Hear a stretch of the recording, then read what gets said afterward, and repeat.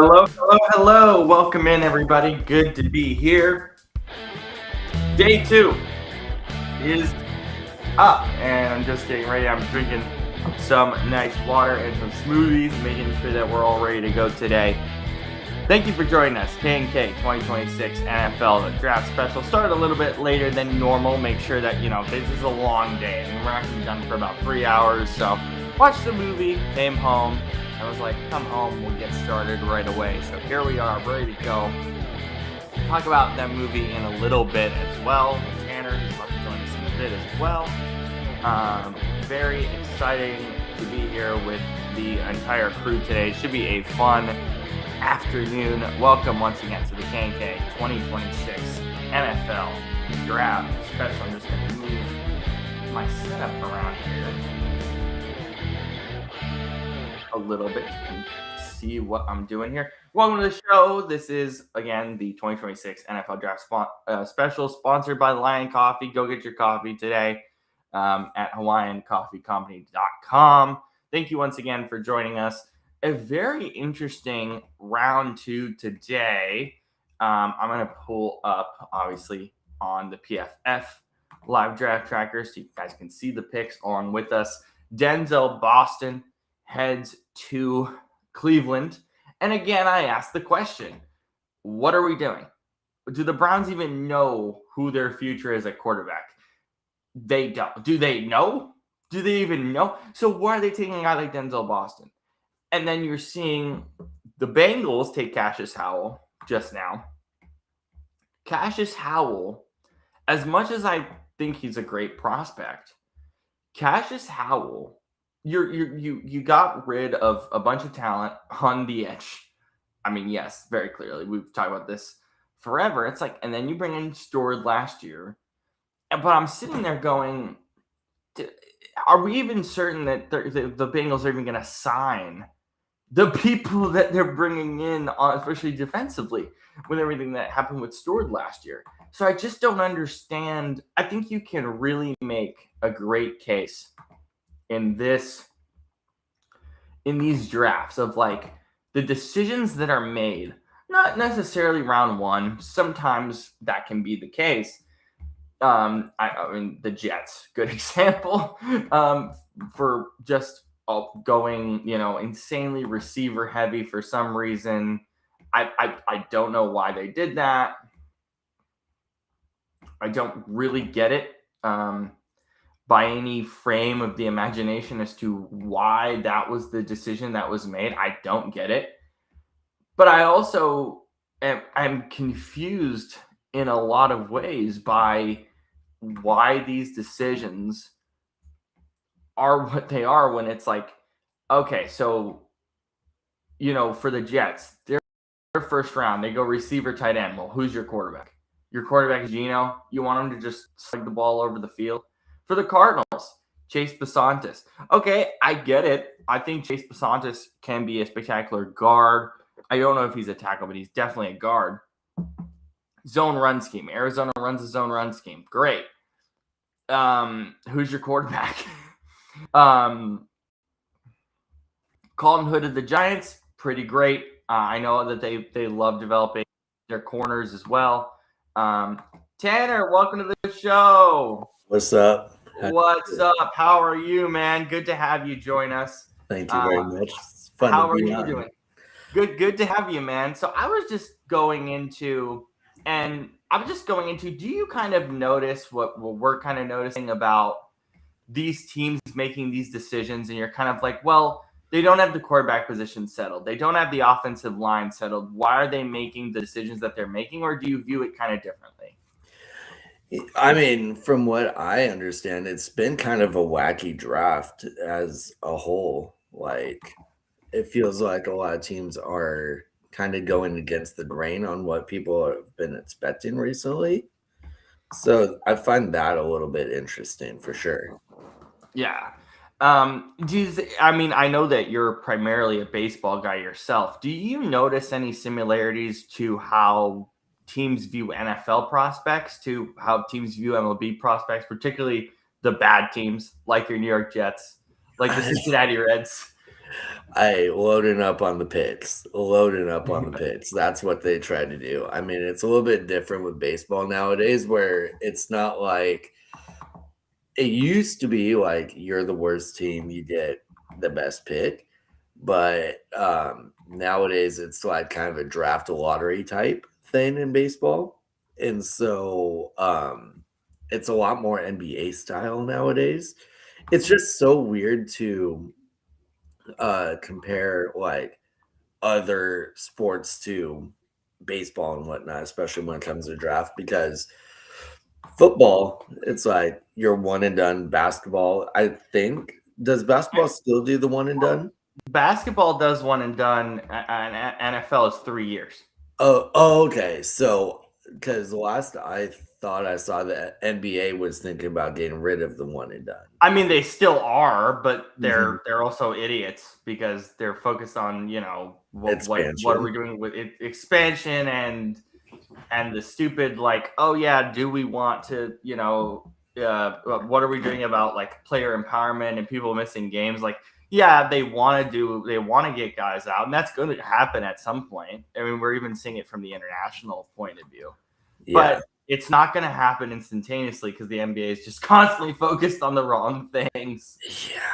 Yeah. If there's I would consider the top 3 major sports in the U.S. football, basketball, and baseball. I would say those are probably the top 3. Of the 3, the NBA is by far the worst product. I think as of now, yeah, I think baseball is a better product currently. 100%. Because 100%. It's just and this is my thing though. Like when I look at the NFL draft, I look at what's happening today. And aloha, Patrick. Good to have you with us today. Get your coffee. It's right here, Tanner. I got to get you a bag of coffee. Oh yes, we're gonna get you. Oh, your Lion coffee you're telling me about? Yeah, man. There it is. There's our sponsor right here, baby. There we go. We love it. But no, but that's the thing though. I feel like it's really interesting, the NFL draft, because the NFL draft garners so many views, and it's in the middle of the NBA playoffs. Yeah. You know what I mean? And yet still just this giant thing. And I think it's fascinating. Yeah, no, it's definitely I totally lost my train of thought, but no, it's definitely interesting the way different leagues attack the draft. And I mean, I don't even know, and this could be just me not paying attention to basketball because I don't even think I watched a game of the NBA this year. And I'll be real, you probably shouldn't have. It was really boring this year. I mean, it was really boring. I know OKC was really good. I mean, Sonics fans, so we can forget about that. We can move on. We're close. Don't worry about it. Oh yeah, no, I'm excited about that. Was it OKC was really good? But there was a surprise team that I saw was really good this year. Who is the top Detroit? Team? Detroit's good, but their coaching staff are not very good. Really? No. And you're seeing that with the Knicks too. Like the Knicks don't know what they're doing offensively. And that's why they're to freaking Atlanta, who has nothing right now. Yeah, no, the last time I remember paying attention to basketball was probably the 2021 season around there. And I remember the Detroit just being awful. Like, now that Detroit's much better than they were years ago now. But is it because of rebuilding? Like, it's because of building around Cade. It's because you have a star, and then you can build from there. That's really what it comes down to. Gotcha. It's just Cade is that special of a player. Gotcha. And that's where it comes down. And that's where it's different with the NFL, where it's like you need a quarterback. I get that. Oh my God, the Rio game got announced. Ravens Cowboys Week 3, 4:25 Eastern, CBS. Ravens Cowboys in Brazil. How do you feel about these international games? This is what we're doing. We're doing Ravens Cowboys in Brazil, and that I love that stadium. I But haven't seen it. it's not Jerry World. What are we doing?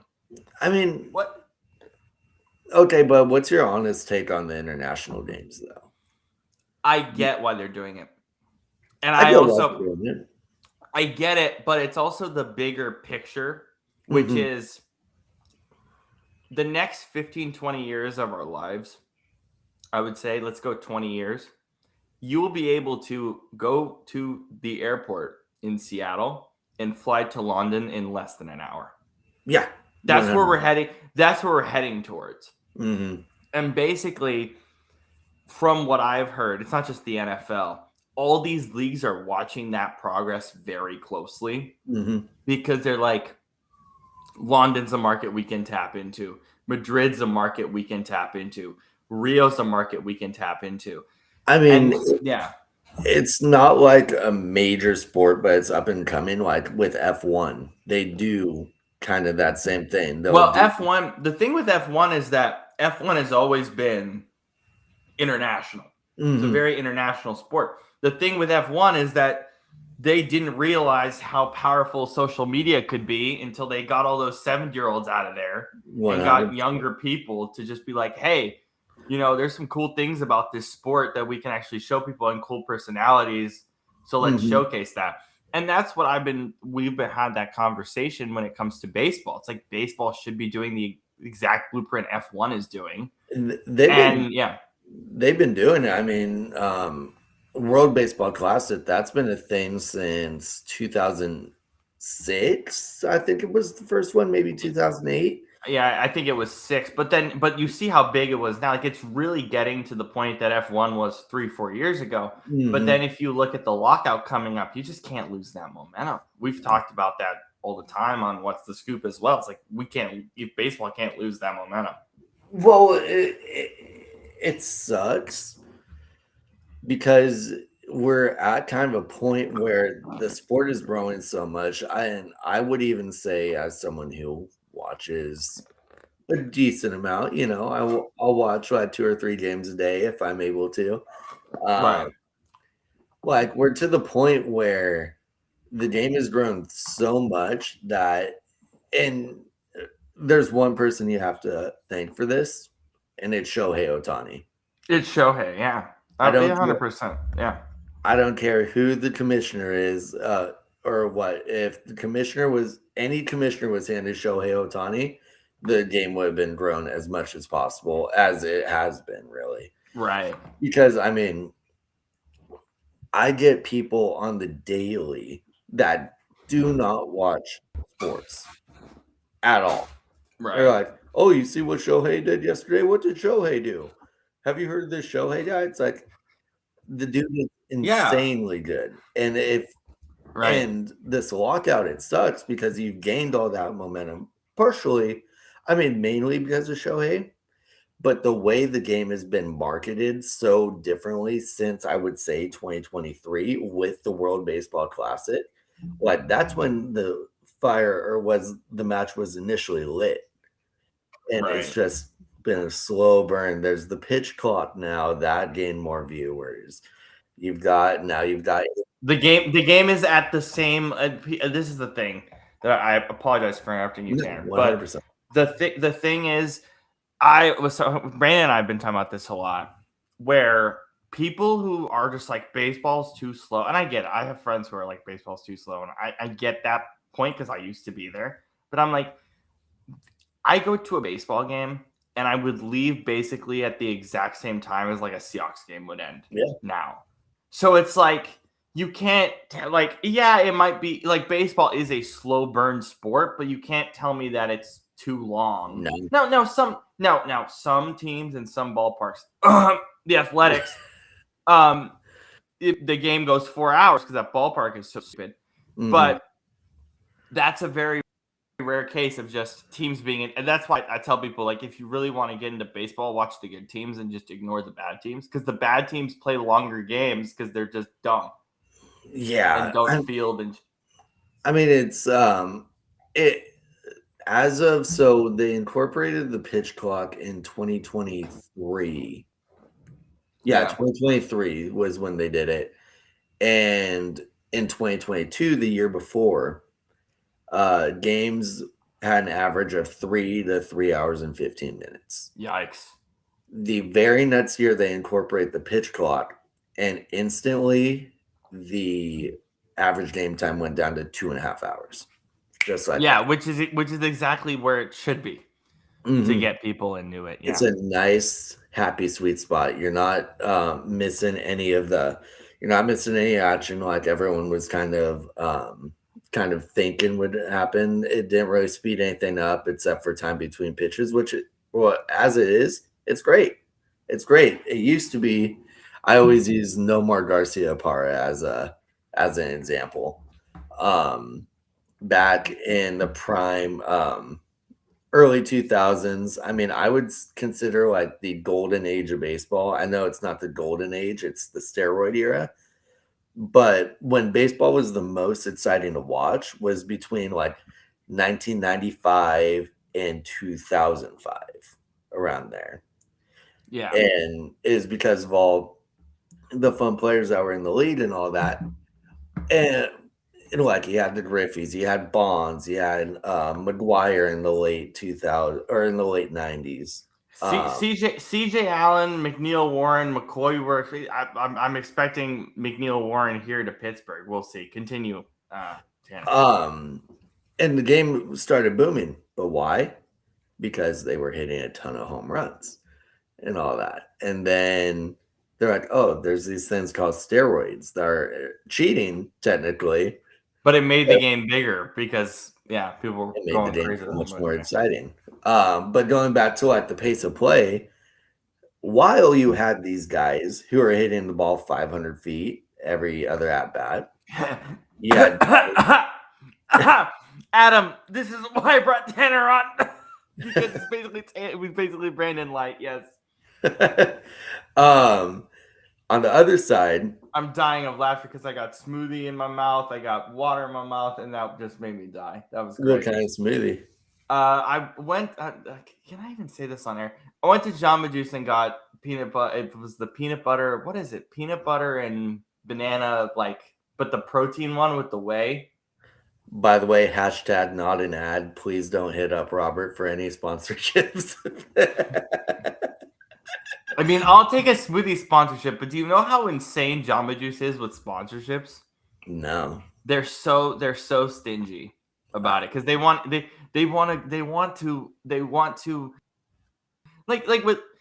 this is why I love Patrick. Patrick's like, we just want people promoting our product who love coffee and want to drink coffee on a daily basis, and just he always says stay caffeinated, boys. I'm like, yeah, exactly. But when it comes to smoothies, they want like influencer, plugged in wheatgrass, California people. Yeah. Oh, that's what I woke up at 3 a.m. this morning. Guess where I went? Jamba Juice. It's like, yeah, exactly. Okay, Adam, if you're here, a receiver, no safety. You grabbed Bernard? Bernard. I'm very confused by that. Why what's going on with the safeties? What's going on with these guys? This is crazy. All right. This is a really good safety class. Why are the safeties just falling? Was that the Steelers that just picked? Yeah, they just picked Bernard out of Alabama, who I didn't have ranked that high when it comes to receivers. See, I could be basing this just off fantasy, but wasn't the defense for Pittsburgh not that great last year?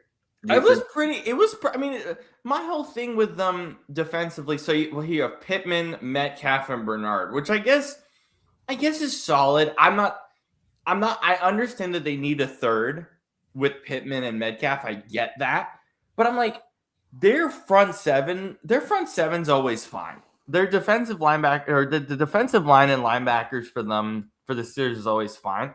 They just like in a draft where safeties are this plentiful, take one. Yeah. Take one and help your secondary. And CJ Allen is still sliding. Adam, you like it. Okay, so can you tell me why Adam? Because I really thought you were going to go safety here. and I'm surprised that you didn't. And so maybe I'm overthinking it. Kind of was hoping we traded up for McCoy. See, that's what I mean. McCoy's still here. McNeil Warren's still here. Terrell's still here. This is wild. Maybe a team. No, sometimes when this happens, though, a team is just waiting for one safety to go off the board, and then they go secondary. But that might be a while, though. That's kind of wild. That might be a while. Is that teams are probably looking at the board and it's like, well, we have safeties 1 through 5. We probably don't value 1 much higher than 2.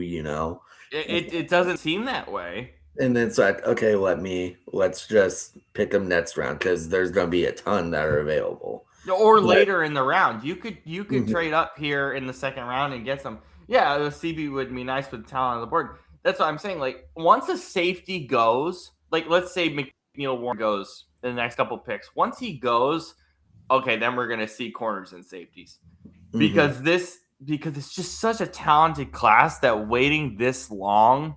I understand the value and the money proposition of it, but it's just like, how much longer do you want to wait? Right.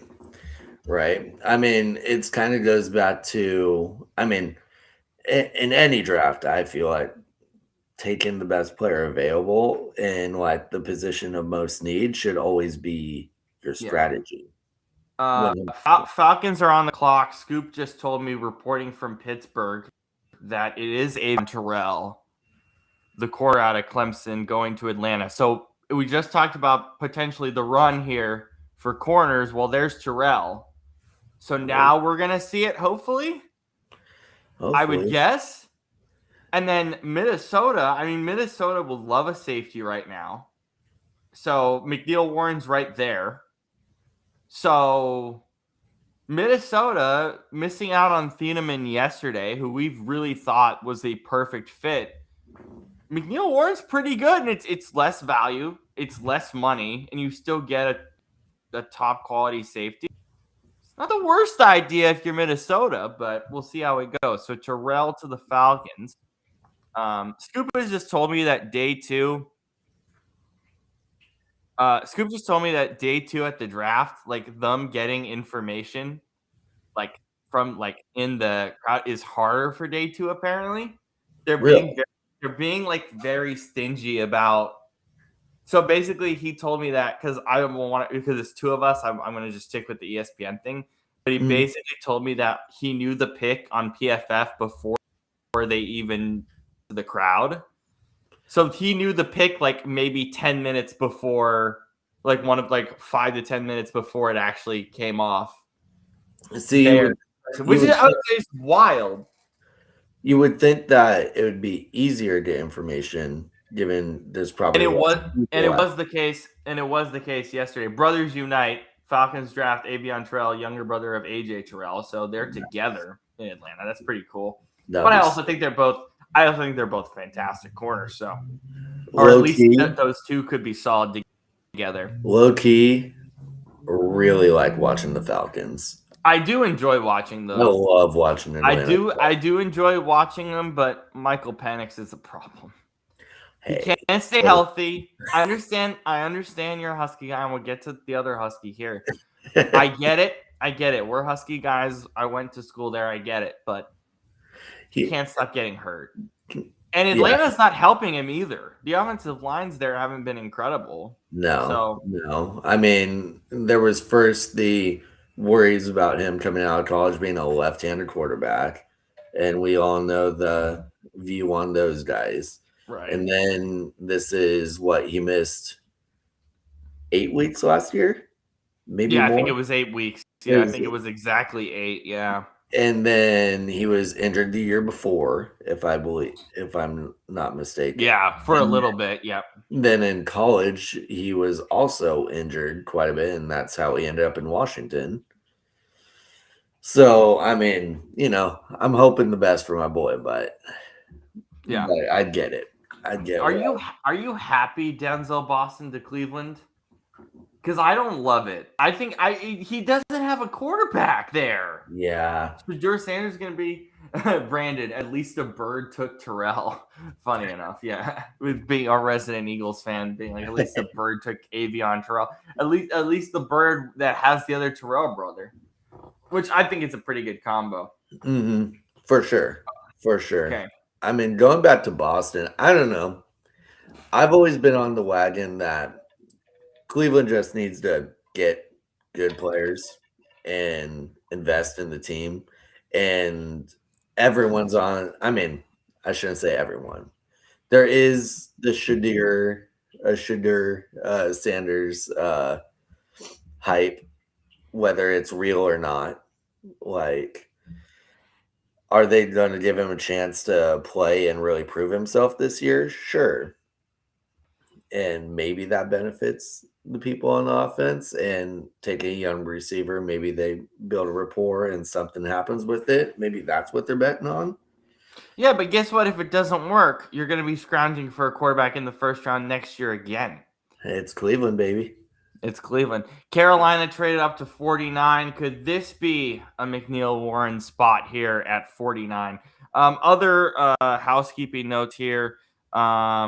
The Niners traded D. Winters to the Cowboys. Oh, wow. On their trade that happened earlier. So D. Winters is now a Cowboy. He fits the Cowboys, it seems like. So, yeah, I think that was kind of the main kind of generalized trade. And then Scoop reporter said this to me earlier. The Giants are trying to trade Kayvon Thibodeau tonight. Oh, wow. At all, if they can, which I don't know if they can, but we'll find out. You know, draft days are weird. It's so funny. It feels like, and I could just be misremembering, but it feels like back in the day, there were so many like day one draft day trades. And nowadays it feels like it's more in the second and third day. I think it's smarter in the second or third day. I think, funny enough, I think this is one of the things that baseball and basketball thought football, which was trade more aggressively, but also be smarter. I don't know how to frame that in any better way than that. No, I'm picking up what you're throwing down. Yeah, sure. It's Lee Hunter to the Panthers. Oh my God. Whoa. This kid is so physical. I don't know if you saw him at the Senior Bowl, but he damaged an offensive lineman. He straight up I think it might have been, was it Pregnon, Brandon? I don't remember. But he was like one of the top linemen in the class. I can't remember. He grabbed him.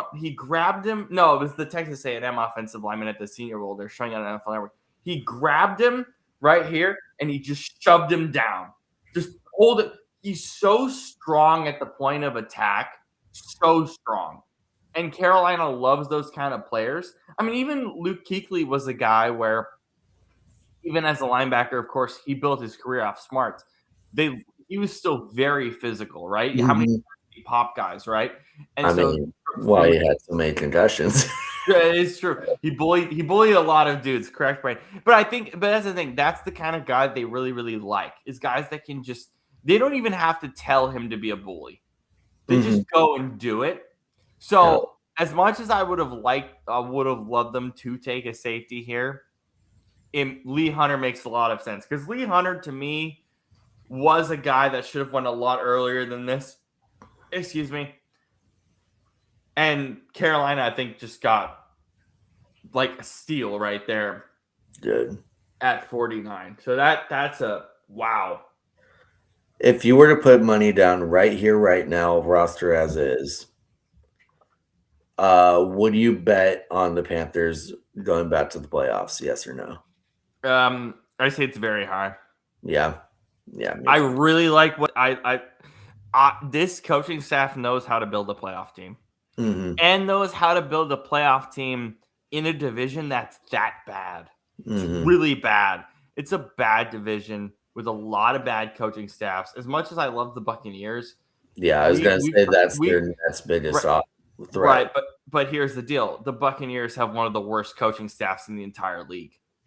It's so bad. And the biggest question with the Panthers, and I think we still have this question is Bryce Young your long-term answer? I don't. And that's the thing. I have no idea.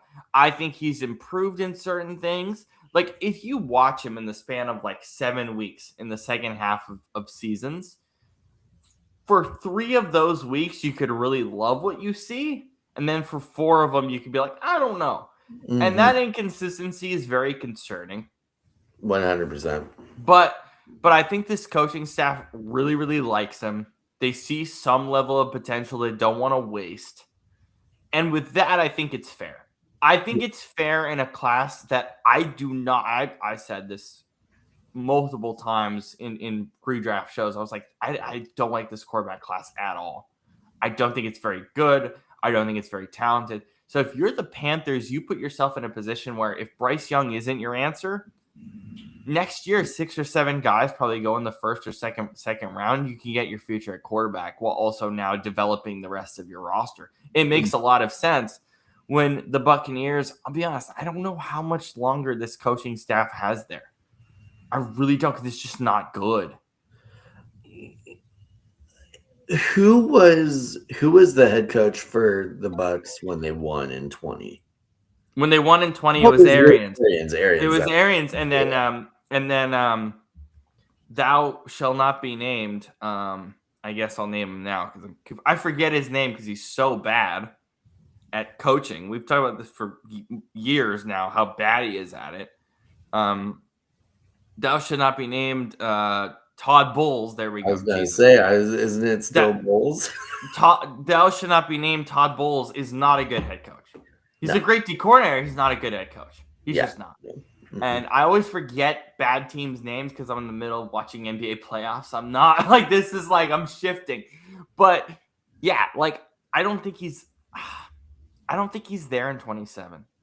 I don't think Todd Bowles is there in 27. I was surprised they held on to him, given how through like mid-October last year they were the best team in the NFL, and then just fell off a cliff. Fell off a cliff because the coaching staff doesn't know what they're doing. I'm just surprised he was able to retain his job somehow. I think some of that was they like his connection with Baker and the connection with the defense, and it's like, okay, fine, you can give him another year, that's fine. But if it doesn't work out this year, goodbye. I mean, it's not going to work. They haven't done anything since he's been there, and So Todd Bowles, he's with the Bucks. Before then, was he with the Jets for a couple years? And he's kind of the exact same head coach. Yeah, or coach. He was with the Jets with the Bucks, which is funny enough. I mean, speaking of the Jets, Pawns. D'Angelo Pawns? Really? Do the Jets know what they're doing? No. What are they doing? And I get what Larry is saying. It's like he's an Aaron Glenn prototype. Yeah, he's an Aaron Glenn prototype, but you probably could have traded down and still got him. Like, and I like Pawns, but like, oh my God, they don't know what they're doing. They have no idea what they're doing. I genuinely think that they're running this draft like Madden ratings. Probably. I actually think that's what they're doing. Probably. Because this makes no sense. I mean, they had 3 picks yesterday, right? They had 3 picks yesterday. One of them was Omar Cooper, and one of them was Kenyon Sadiq in a field that. And Brandon's like, crazy how many recent defensive coaches get garbage defenses. Mm-hmm. Agreed. Yeah, agreed. But the Jets are like, okay, so I'm gonna focus on their last 3 picks. I'm gonna focus on they got a receiver they didn't need. They got a tight end in Sadiq, who I really love. They didn't need him. And they get Pawns, who I'm like, he's not even the best corner on the board here. And I saw people yesterday being like, the Jets get an A+ for their draft. I'm like, an A+ for what? Your quarterback's Geno Smith, and all he's going to do is shag balls to these rookies and throw interceptions. Right. What are we talking about in A grade? Yeah, no. And as Brandon knows, and we talked about it yesterday, in that horrible turf at MetLife, or thou shall be named New York, New Jersey Stadium, as it is currently called. Yeah, Um, New Jersey. what What? Yeah, are they doing? I think it's so crazy that they're renaming all the stadiums for the World Cup. They just tore down like the Lumen Field stanchion. They're gonna Mhm. put up like, I think they're just gonna leave it. Yeah, I Yeah. forget what the names. Ours is just Seattle. So dumb. Isn't it great? I mean, gotta do what you gotta do, I guess. But oh man, I Look, mean, David Bailey was obvious at 2. Okay, he was obvious at 2 for the Jets, so I don't care about that. What I care about is you go out and get Sadiq after Omar Cooper, and then Pons, who's like, yeah, he's an Aaron Glenn prototype. I get it, but it's way too early. What are you doing? hey, as we know, Geno Smith is a great quarterback to build the future around. No, he's not. Only the Jets to No, future he's not. success. And you know what? He's on a 1-year minimum deal. He's gonna throw 10 picks and then be shunned to the door in 2027. There's no way. Hey, you're just writing him off like everyone else before him, buddy. Ah, Jesus. I didn't even like him when he was in Seattle. I thought he was terrible. Yeah, I mean, he was for every year except for 22. Really? Yeah. When he led the league in passing yards. Another linebacker, man. So these teams like their linebackers. Brandon, can't wait for someone who's not familiar with my area to ask me where New York, New Jersey Stadium is. What I'm hearing is you're excited to punch a random pedestrian on the face. Tell him it's in Boston. Yeah, no, tell him to go to Gillette Stadium. It's called Boston Stadium. So just tell him, Boston Stadium. Good Lord, man. That's great. It's great. It's great. Are you excited for how bad our transit's gonna be? Brandon and I have talked about this for years now, how bad the transit system's gonna be in Seattle. Oh, Luckily, the prices are gonna stay the same, but I'm never gonna go downtown during the World Cup. I would rather do anything else. So, this could be me just being disconnected from soccer and everything. Like, I get it. FIFA, the World Cup is the biggest soccer event in the world. Yes. Obviously. But like, are we really expecting that many people to like fly? Yes. Yes. Are you kidding me? I mean, Tanner, I know why. Tanner, you are not going to be able to drive in downtown. You will be stuck. Your car will go, boop, boop, boop. You won't move. It's just, but why? Because there's nobody, and nobody knows how to drive. Because millions of Europeans are going to come here and be like, I don't know how to drive on this side of the road. You're not going to be able to drive. Well, it's just like, what I know, the only match confirmed for Seattle, to my knowledge, is Iran versus Egypt right now. No, we have 4 matches. Is everything? I know they have 4, but are the matchups all? Yeah, the matchup we have. I think we have 3 group stage. One of them is USA, by the way. Yeah, so have fun with that. And then I think we have a round of 16 game, bro. If we get like 2 really top teams, like Brandon, we always use Portugal as an example. Like if Portugal comes here, you are not gonna be able to move your car, dude. Your car is gonna be stuck on your driveway. Like you are not gonna be able to move. Better buy your tickets now, buddy. Buy your tickets now. $500,000 for a 300 level seat. No way, man. No, I was looking last year when they were teasing it that that we're going to get a game, and just the starting price for the 300 level was $700. I'm like, yeah, no way. I have a 65-inch TV. I'm good. Yeah, I'll try to watch it somehow, but it's on Fox. Oh, is it? Literally, I think 95% of the games are on Fox this year. Sick. I mean, yeah, just regular Fox. Easy for me. So you're fine. It'll be like, all right, do I watch FIFA World Cup? Do I watch the Mariners? Which one do I watch? Double screen it. Right. Double I'll have screen it. one. I'll be have one game upstairs and one game downstairs. Yeah. Brandon Cisse, another corner. So no McCoy. Nobody wants McCoy because of his foot. Okay.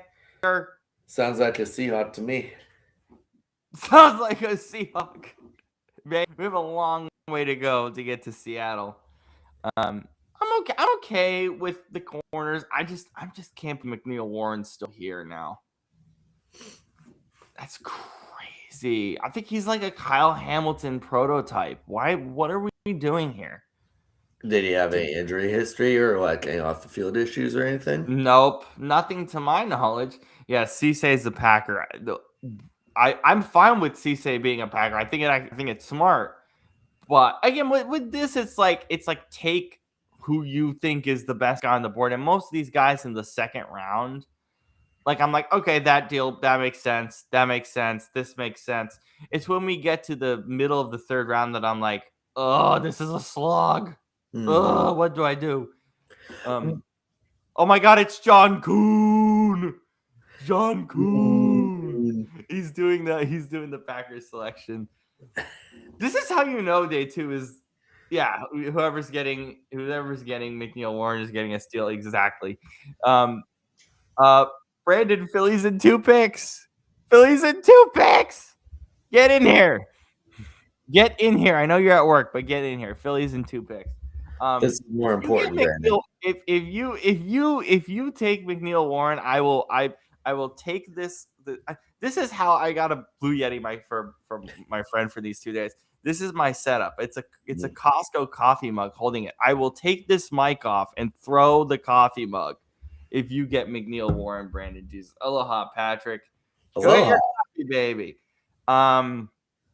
Yeah, I will throw this if you get them. So I hope not. I'm kidding. It would be cool though, because you guys need a safety, but Philly's on the clock right now. Oh, excuse me. Yeah, Philly's on the clock right now. Then Indy, then Philly again. My apologies. Send me the link. I got you. Get in here, boy. The city of brotherly love. Yes, from a guy who lives 15 minutes outside of New York, New Jersey Stadium. Hey, I love it. I tell you what, I'd rather root for a Philly team than a New York team any day. Yeah, facts. Any day of the week. All right, link is your way. Let's see. What did Philly just do? Brandon Cisse? Well, no, Cisse just went to the Packers. I see. I still can't get over that we're doing Ravens Cowboys and fleeing Rio. Oh my God, it's Pat McAfee. His neck does look messed up after WrestleMania. Did he wrestle? Yeah, dude, he had a giant neck brace on for like a week. Oh. Shoot. He's actually like part of the WWE universe. Well, I knew he like broadcasted for him. No, he broadcasted for him, but he's like an actual wrestler. Like he actually wrestles in the WWE. He's done that for like 3 years. Yeah. What a guy. I know. Brandon, outside in the cold. Hola. Are you guys muted? No, you're not muted. Why is the phone thing not working? We hear you. Yeah, we hear you. Are you guys muted at all? Because I can't hear you. No, we are not. What? What is happening? I hate this. I hate using my phone for this. Yeah, it's not great on the phone. Maybe we've low-key been muted this entire time. Does this thing work? There's no way we've been muted this entire time. Hold on. There's no possible way because... Oh, Brandon's out. There we go. What is happening? You're still cut. What? What the going on? Hold on. Remove. And then bring him back in. Come on. Let's see. Are we good? Hello? Hola. Now it works because you know why? When you send me the link, for some reason, like when it opens on Instagram, it doesn't work. Like I can see you guys, I can't hear you. I have to go Yeah. into my browser for it to work. Yeah, it's but CJ Allen is a Colt. Yeah, because Scoop spoiled the pick for me. So did you guys see who it was? What, for Philly? No, I Yeah. didn't get a chance to see. Who is it? Oh, it's Stowers. We get our tight end, baby. We get our tight end. Let's go. Wait, I thought you said you didn't like him. No, I didn't like him more than Sadiq, but he's the second best tight end in this class. You know what's funny? You know what's funny? He can actually block, unlike Grant Calcaterra. That's the best part. Finally, we have a guy that can block for Saquon Barkley and Tank Bigsby. If nothing else, that's a W alone. If nothing else. Love Tank Bigsby. What a goat. He's so good. No, it's crazy. It only took them like 3 weeks to figure out, oh yeah, we shouldn't have him on the kick return because he can't field kicks. What's your take on McNeil Warren slipping this far? I am absolutely shocked. We had him for the longest time as like a first round talent. as like a back half of the first round guy. And when Thieneman went as late as he did, I was like, I couldn't believe it because I'm just like, why? Okay, so I was like, okay, EMW will go somewhere like in the first 10 picks on day 2. That didn't happen. So I'm like, why is he falling? There's no injury concerns there. There's like nothing. There's nothing there. So why is he falling? And like some of these teams, a lot of these teams already who have passed on him need a safety. Bad. So I don't get why people passing on him. And not just that, like to me, the way I look at it is that he's basically like to me, the value that you'll get for him at this point in the draft is like what the Falcons got with Xavier Watts last year. Right. You know who announced the Eli Stovers pick? Brandon? Oh. Your guy Brian Westbrook announced him just now. Oh, love it.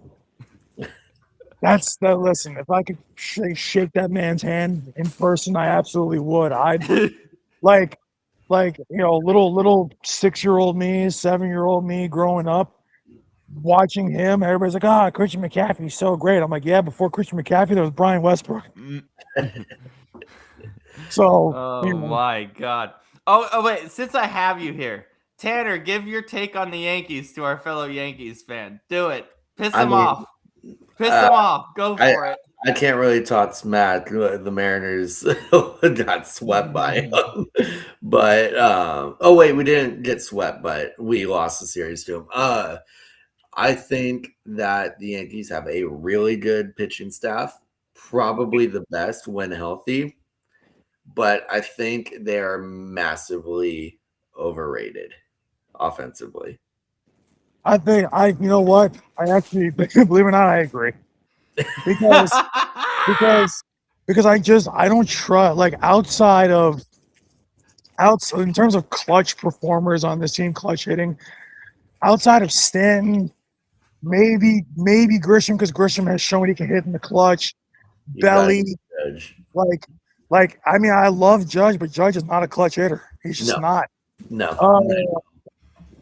Everybody's like, oh, he's got so many clutch hits. I'm like, yeah, but they come in like on a random, Wednesday in May.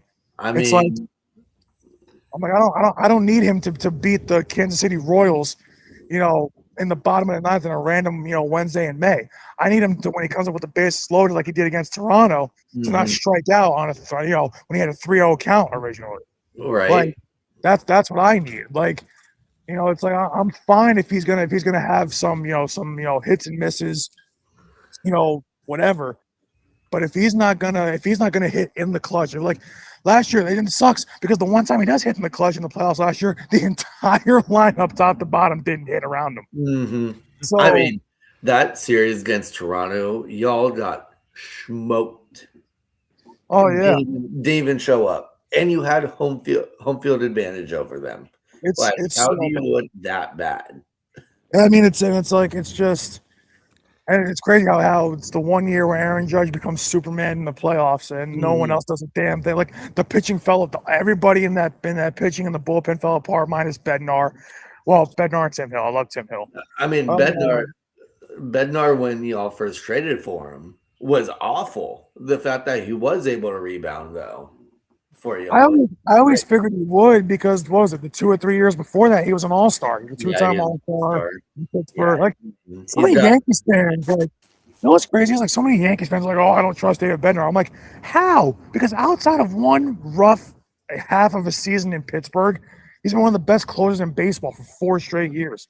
You guys are just so used to having Mariano Rivera still.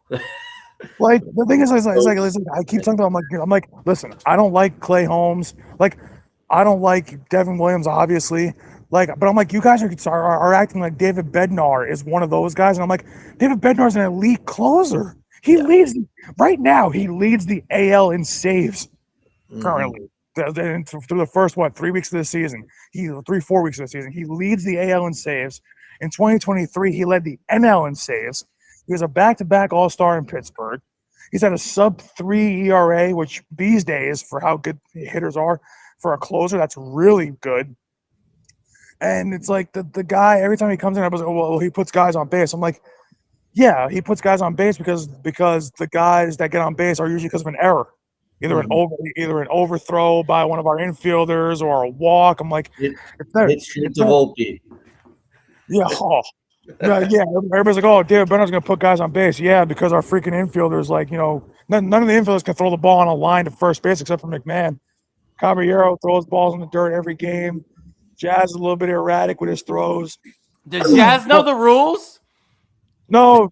Jazz plays like it's like he's just got blinders on. And it's crazy because right now they're killing.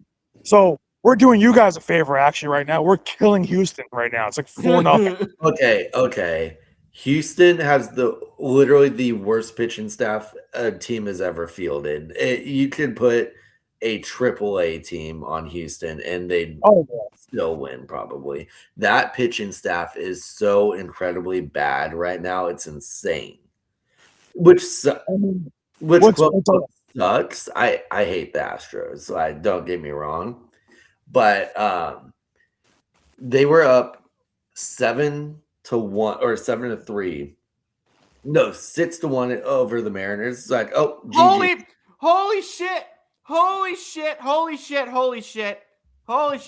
The Vikings are sending Jonathan Gennard to the Eagles in exchange for a 3rd-round pick tonight and a 3rd-rounder next year. Did I tell you or did I tell you? I told you it was going to happen. Oh, my God. Gennard and the Eagles reached agreement on a 4-year, $100 million extension that includes $50 million in guarantees. Damn. I knew it was coming. I knew it. We all knew it. Because you know why? That was the name that was linked to Philly since February. So or hell, even January, I think, at some early reports. So I was like, I knew he was coming to Philly for a long time. That's not shocking. That's not shocking to me. Can teams stop taking Harry Roseman's calls? These are some dumb trades, dude. Yeah, because so look at what the Eagles have right now. You have one of the best tight ends in college football coming to your team right now. You have Mekhi Lemon, one of the best wide receivers in college football, and you have one of the most underrated defensive end, pass rushers in the NFL. For two 3rd-round picks, a bag of chips. Yep. Howie strikes again. Oh, I love my GOAT. You know what's crazy too is everyone's like, oh, when will this madness from Howie Roseman end? I'm like, never. He's only like 50 years old. He's got another 20 years in Philadelphia. So get ready. I just want to ask a genuine question to NFL teams. Why are you picking up his phone? Why are you picking up your phone? Hey, he could help him. Yeah. He hasn't done it in the past, but maybe this time the man has changed. You know what's the funniest thing? Here, I'll graciously give you a 3rd. See what you can do with it. Draft the worst player. Like, you know what the funniest thing is about all this is that on draft night, right? Like, well, last night I should say, they did deny his calls. I think the Jets denied his calls. I think the Bucks did. You try to track the 15-16. I'm like, okay, so you deny his calls. So you know what he does instead? He says, "All right, screw you. I'm gonna get Mekhi Lemon." Like, I'm gonna get Mekhi Lemon, and then I'm gonna trade with the Cowboys, so Jerry Jones will pick up my phone, and then the Vikings GM, the new GM, will also pick up, or not the new GM, the interim GM picked up his call so because he's an idiot. you know what's crazy is that the NFC East, well, more so the Giants and Eagles, are having a phenomenal draft weekend. They are having a phenomenal draft weekend. And I think the Eagles just beat them. Yeah, Giants fans are trying to tell, hype up their hype up Arvell Reese and Maui Noah. I'm like, listen, Maui Noah is good to protect a quarterback. Here's the problem. So Maui Noah is one guy. Who the hell as an offensive line? What? No, what? Jags.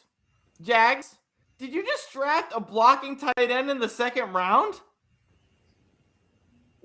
Jags done a Jag. Jags drafted the tight end in the second round that we've had as a fourth rounder all year. I wish I could zoom out on Restream because I hate that when I join Restream on my phone, it makes me like this close to the camera. Yeah, you're so close. You're like a WWE wrestler. I can't back away from it because I'm like, if I back away from it, I have my phone out in front of me like I'm taking a selfie. Yeah, So- it would be kind of. I mean, here's the thing though. I'm surprised by how good your sound quality is. Mm-hmm. It's pretty damn good. Honestly, I'm shocked too. You know why? Because it's a brand new phone. This phone's only like a year old in terms of its release date. So Yeah. What is it? I'm sorry. 17? What It's, is your phone again? it is it's a Google Pixel 10 Pro. Yeah, so that's a nasty phone. Yeah. I mean, there is a little static, but that's just the wind. That's Yeah, and it just knocks so- out so much of it. Yeah, It's it's just really because not I'm that outside. bad. Yeah, it's only because I'm outside. That's why. Oh man, so our draft night is Mekhi Lemon. Can you guys do me a favor? For all the other 31 teams in the NFL, can you guys just stop doing stuff? Can you not do anything tomorrow? Can you not do anything like next week? Like, They haven't traded stop AJ doing- Brown yet. They haven't traded. Well, they have to wait until June 1st anyway. Oh, that's right. So can you guys just not do anything for 2 months? Just don't move anybody. Don't do mean- just.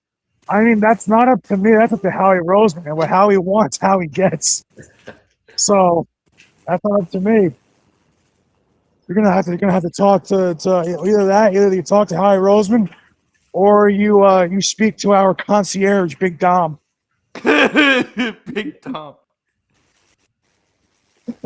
Oh, Jesus. Seriously, stop doing things. Because you're just taking advantage of other GMs. Yeah, I love how so many fan bases are like, oh yeah, Eagles downfall. Like, when AJ Brown was like, when it was like basically confirmed he was going to leave. I'm like, if you think that AJ Brown leaving is going to lead to the Eagles downfall, you're stupid. You're just beyond stupid. Well, by the way, I'm just going to say this. The Eagles would be stupid because it's going to be the Patriots. The Eagles are going to put on a Diana Rossini tax. You'd be like, you better give us a second. Oh yeah, no, the deal all along for AJ Brown was always going to be a first and a second pick. That was I just want to propose. What if it's 2 fourths? Are you gonna be pissed? a little bit because a lot of wide receivers who are not as talented as AJ Brown went for way more. But the thing is, Howie's not that dumb to let AJ go for Bag of beans. Yeah. All right, Ron. Have a nice weekend. Yeah. Wait. Brandon. Huh? You know about Ravens Cowboys, right? That Ravens Cowboys CBS game, Tanner, that we were talking about. You want to hear something else that's funny? It's What? gonna lead into the MTV Video Music Awards. What? That's still a thing. On CBS. Wait, so MTV is going to be playing on CBS now. Well, MTV is CBS. There we Yeah, go. because it's all, isn't it all It's like Paramount. Yeah. It's Paramount. Nice. So Ravens Cowboys and then the MTV music Ravens Cowboys from Rio and then enjoy your music afterwards. So basically we're gonna be having while watching football, and then hey, here's like a bunch of music for 3-4 hours. Here's a bunch of people saying music is great, and here's a bunch of concerts and decorations. Flipping CBS. By the way, how much money did CBS pay for that one game? They probably paid a metric ton for that. For them to announce it like that. Holy crap. You know what? I have to say this because I know we kind of glossed over it a little bit, but the Grenard thing, I know a lot of people are gonna be like, oh my god, like, what a big move, and of course it is. But I always tell people, I'm like, they're like, oh well, Grenard only had 3 sacks last year, whatever. I'm like, yeah, because he was hurt. Like, if he wasn't hurt, he would have had probably like 8 or 9. And not just that. I apologize, Brandon. Nikki was asking, what do we think about the Cowboys deal? I love what the Cowboys did today. Oh, yeah. I think they are actually just smart. I just don't like the fact that you have to play in damn Rio. That's what I don't like. What killed me? Continue, Brandon. Hey, well, I'll say too. I'll respond to her thing too. But with Grenard, I mean, he's just a way better version of what we would have paid for Jalen Phillips. I would agree. I think he's cheaper. He's cheaper, and the talent's good enough. Yeah, and then but with the Cowboys, it's the one time I'll give them flowers. I just don't like the reach for Lawrence in the first round. You could have got him around this range. You could have got him today. Yeah. Yeah. Well, the biggest I don't get what Minnesota's really doing. I mean, besides giving us Grenard, I don't know what the hell Minnesota's doing with Caleb Banks, because with Caleb Banks, that's name I forget. Yeah, well, I'll give you the answer right now. Their GM is the interim GM. He's not the actual GM, so they don't know what they're doing. Yeah, because I'm like, you're reaching for a guy that you could have gotten like at the back end of round 2, maybe even early round 3. Well, I would say I had him kind of like mid round 2, or they could have waited a little. What the hell, Chicago? A center? Logan Jones out of Iowa? Do the Bears need a center? They're just gonna keep trying. Well, hey, they're gonna keep trying for offensive linemen to see if it works. Hey, he's got a 99 ranking. I don't care about ESPN's stupid rankings. Well, here's the thing: they can draft and try to fit in as many linemen as they want and whatever. Here's the problem: unless you coach it out of him, you're not going to stop Caleb Williams and his happy feet. Yeah, you're just not. No. Like he's gonna, like, the second he senses any kind of pressure, he's gonna roll around, drop back, and waste 10 seconds. And he's just going to say, F it, someone's down there somewhere, and magically throw a prayer ball touchdown for the win. Like, I'm sorry. Like, listen, I don't mean to crap on Bears fans. And the thing is, I like the fact that they got my boy Dylan Thieneman. But, like, I'm sorry, Bears fans. If you think Caleb Williams had a good year last year, you weren't watching football. It's just true. The Bears literally last year were just a sheer luck team. They quite literally were the Denver Broncos, or the 2011 Denver Broncos, or 2010, whatever year that was. Yeah, 2011. Team Tebow, baby. But they're well coached. That's the one thing about that's it. the They're well coached. Yeah. That's the thing I like, is that they're so well coached. But it's like, listen, did Caleb Williams improve last year? Did the offense improve last year? Yes, they did. But it wasn't like it was some significant jump.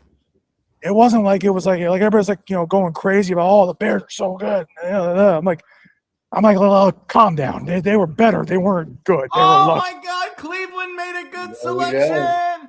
There we go. Cleveland, good TMW. Now that's smart. The only problem is they don't have Jim Schwartz to Cleveland. coach him now. Yeah, they don't have anyone to coach him. Because Jim Schwartz ain't there. Yep. Who's their head coach now? It's who? Oh my God, who? Oh, it's Jesse Minter, who's an No. offensive coach. No. It's not Minter. Minter's in Baltimore. Mentor's in Baltimore. Who? Wait, He's a defensive head coach, man. Minter's What? yeah, I like Mentor's the defensive head coach. I've lost who the head coaches are. I've been so unplugged. It's I mean, Todd we- Monken. Ugh, it's Todd Monken. Oh God, it's Monken. I Todd forgot. Monken. do we care though? It's the Browns. Do we really care? Do we care? Exactly. Do we care? No. Ugh. Hey, you know what? The day the Browns win the Super Bowl will be one of the best days in American history. Okay. Tanner, that will never happen in URI's lifetime. Sorry, it You're will. right. You're right. But when it inevitably does happen, it'll be great.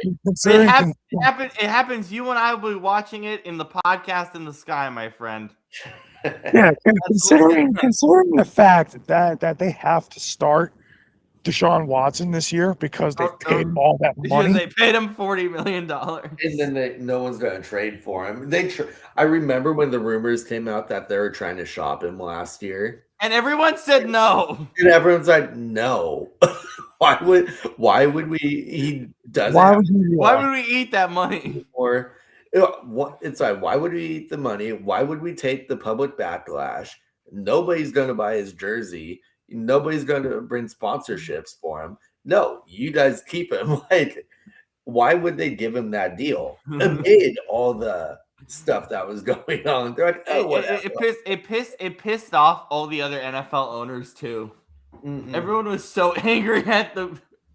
You know what? I'm surprised that he's kind of still here. Actually, believe it or not, because if EMW fell that far, then the only other safety I really like in this class, which how he could still find a way to go get, possibly, is Kilgore.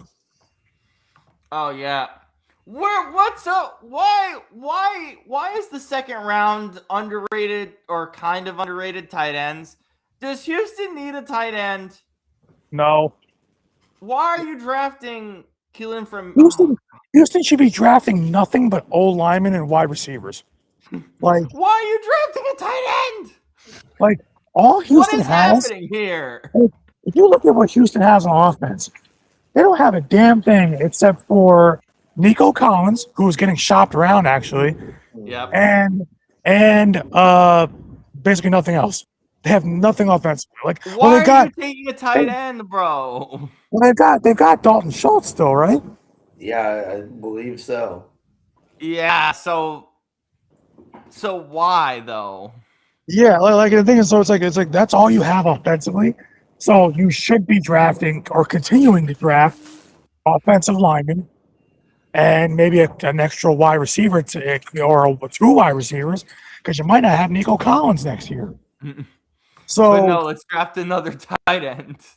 Is this guy? and by the way, Scoop was telling me about that, so I give credit to Scoop on that one for kind of. I didn't know that Nico Collins was getting shopped until about yesterday.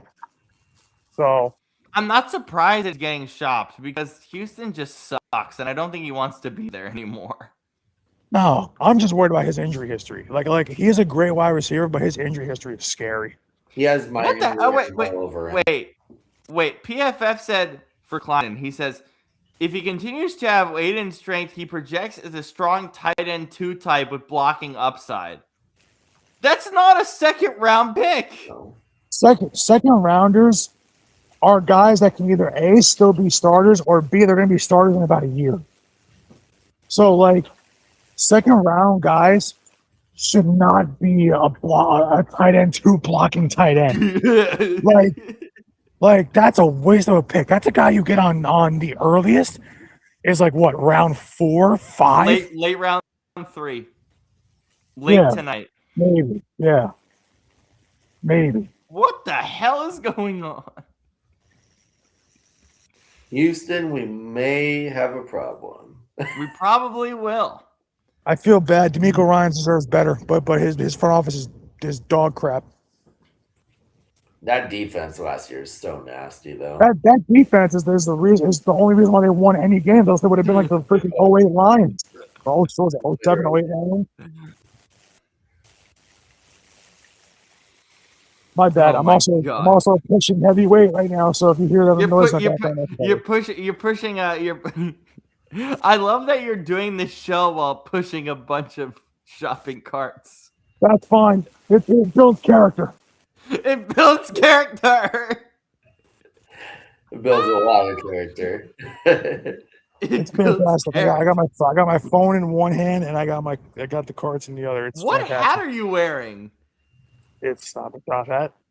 The Stop and Shop is basically our Safeway, Tanner. Yeah, I've heard of Stop and Shop. Oh my God, this is so much fun doing multitasking. How cold is it around there? Yeah, is it cold today? How bad is it? Yeah, when I left the house, it wasn't bad, and now I'm starting to get freaking cold. It was like 65 when I left the house. Now it's like 45. Are you guys surprised by the run on linebackers? The Titans just got Anthony Hill Jr. out of Texas. No, because you know why? Linebackers are your green dot guys. They're the leader of your defense, and a lot of teams need defense. Obviously, that wins championships. Right. So it just seems like a lot when there's good secondaries. That's the only thing is like there's not many good like linebackers left. But the thing is, if you can take a guy who is basically like one of those quote unquote green dot guys or can be a green dot guy, then that's what you do. So yeah, I don't hate it. We're getting close, Tanner. What do you want to see the Seahawks do here at the end of the round 2? Corner. Okay, I agree. Or safety. Yeah. They did lose. You can get Kilgore if you want, but Kilgore plays a lot like Amen Warrior. Yeah, Kilgore is a fun one. Mm-hmm. Yeah, with the subtraction of Kobe Bryant, it'd be nice to add there, but my gut's been telling me that running back would be first, and then which they did. Yeah. So corner, yeah. Corner feels logical unless you're putting Job on the end, which I mean, I guess you could, but you still need to replace him. So yeah, I'm feeling corner. I don't know many of the targets, but who would you guys say are kind of the best corners available? Right? I mean, McCoy would be fun. You just have to worry about the injury history, but I think Seattle would be comfortable with the injury history. Yeah. Other than that, I mean, I don't love all the corners here. Yeah, I think after McCoy comes off the board, I really can't name any more corners that are really, really impressive, like jump out at you. Mm-hmm. So, yeah. Wait, who'd you say for safety again that you really like, Brandon? I'm sorry. Kilgore from South Carolina. Yes. I was looking for the school and I couldn't find it. PFF does not have him rated that highly. I don't know why, because honestly, he was a guy I heard pretty much from a lot of people like that I was talking to, like, you know, just on Twitter circles, Eagles fans. Everybody was saying that that's a guy that probably should go like late round 2 or at least no later than mid round 3. And honestly, from what I saw out of him, I like it. He's another one of those kind of like ball hawking safeties. He's not a big. I think his tackling could be a little bit better, but from what I saw out of him, I mean, we're not looking for him to be, kind of like that big tackling safety, because that's basically what Makuba is. Makuba's more of the ball hawk, like always around the football type of safety. Kilgore can be, but I'd rather kind of I think he's the better guy that would be better suited to just stay back in coverage. So yeah. Shane said Job is a fine boundary corner. It's the field corner where I have concerns. I get that. I still think McCoy can probably do that in the right. What the hell is happening? What's the Rams just took a tight end? The Rams took the Ohio State tight end. Where's the run on tight ends coming from? Oh, because everybody panicked once they saw that we took Eli. Did you guys That's what see it Sean was. McVay's press conference today? I saw it, Oh, and yesterday? I don't take any stock of it at all. You don't think he I- was upset over I don't. He's not happy because he doesn't want to hurt Stafford's feelings, and I get that. But people saying that Ty Simpson was the wrong move for the Rams and calling it an F, like Todd McShay, or not Todd McShay. I don't think Todd gave it an F. He might have though. Who's the guy that we don't like? Brandon from ESPN. There's Mel quite a few Kiper. of them. There's quite a few of them. Mel Kiper. Oh, dear right. God. Mel Kiper gave it like an F-, and I was like, shut up. Like, Mel Kiper I'm hasn't sorry. did anything I'm since sorry, guys. I'm sorry, 2002. guys. But anyone thinking that the Ty Simpson move makes no sense is dumb. No. And here's Yes. why. Here's why. Because this draft class, talent-wise, at that spot, the Rams had all those holes filled.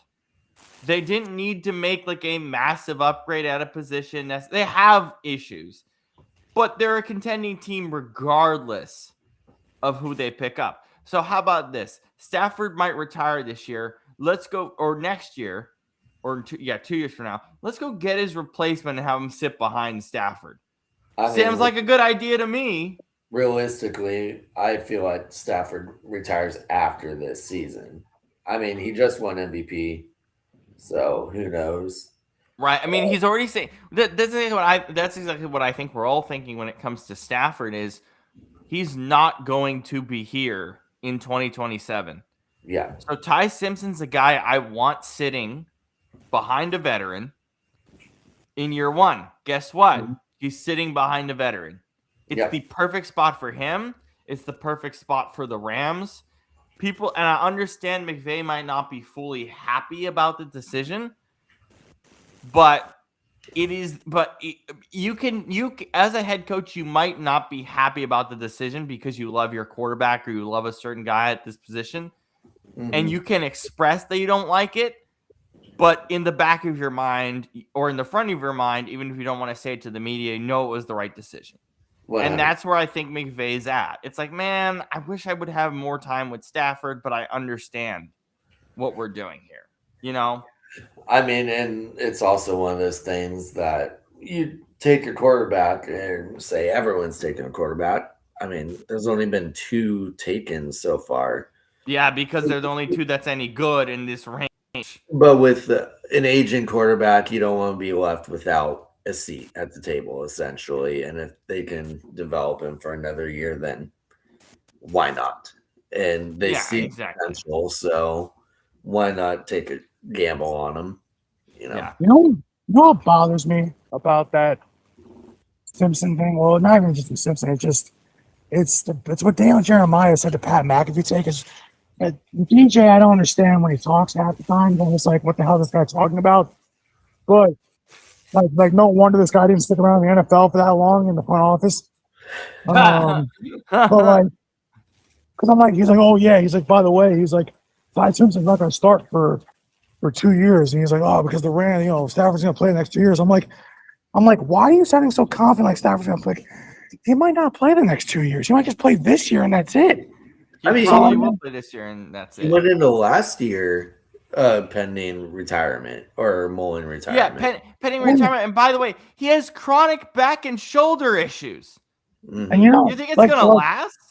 But like, you know what? Like, you know what? Then, like at that point, like DJ is like, oh yeah, he's not going to start for 2 full years. I'm like, then that pick makes no sense because Ty Simpson didn't have a ton of reps in college.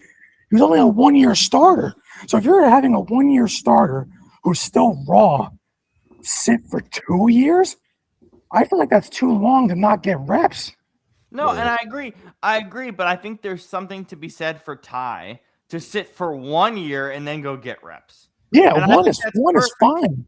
Yeah, 1 is fine. I'm just like, but I'm like DJ is saying. I'm not sure. I agree with you. I didn't think about that fact that you said, where it's like he didn't get that many reps, and that's an issue. So I hear what you're saying. I didn't think about it that way. Exactly like that. Like though I'm not saying that like because when you look at guys who have, come into the league and have had to sit for a while, they at least had a ton of reps in college. So at least they were still, familiar and kind of used to game action and whatnot. Like Ty Simpson really only started this year. And so it's like, I don't like sitting a guy for 2 years when he's only seen, 13, 14 games of game action in college.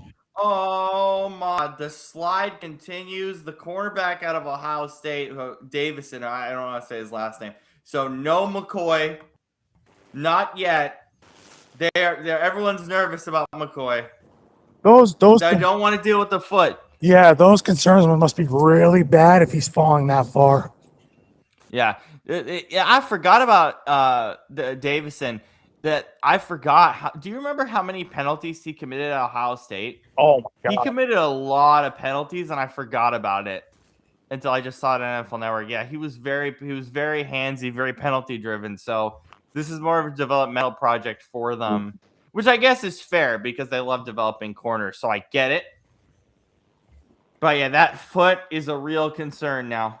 What about Pregnon to the Seahawks, Brandon? Would you like that fit?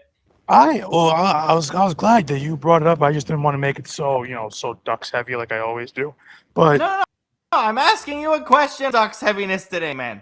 Yeah, here's another one where I'm like, I don't get why he's falling this far either, because he's, to me and to a lot of in the way and like how Adam talked about him, my buddy Adam, how we were talking about him was like he's the second best guard in that draft, and hell, you can even debate that he was the first. Like, I don't like Chris Sims, but Sims had him as the number one guard in the draft coming into the draft, and I'm like, the fact that he could potentially fall to round 3 is disgusting.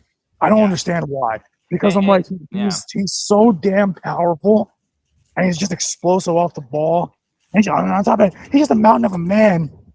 And not only that, but he's a 3-year.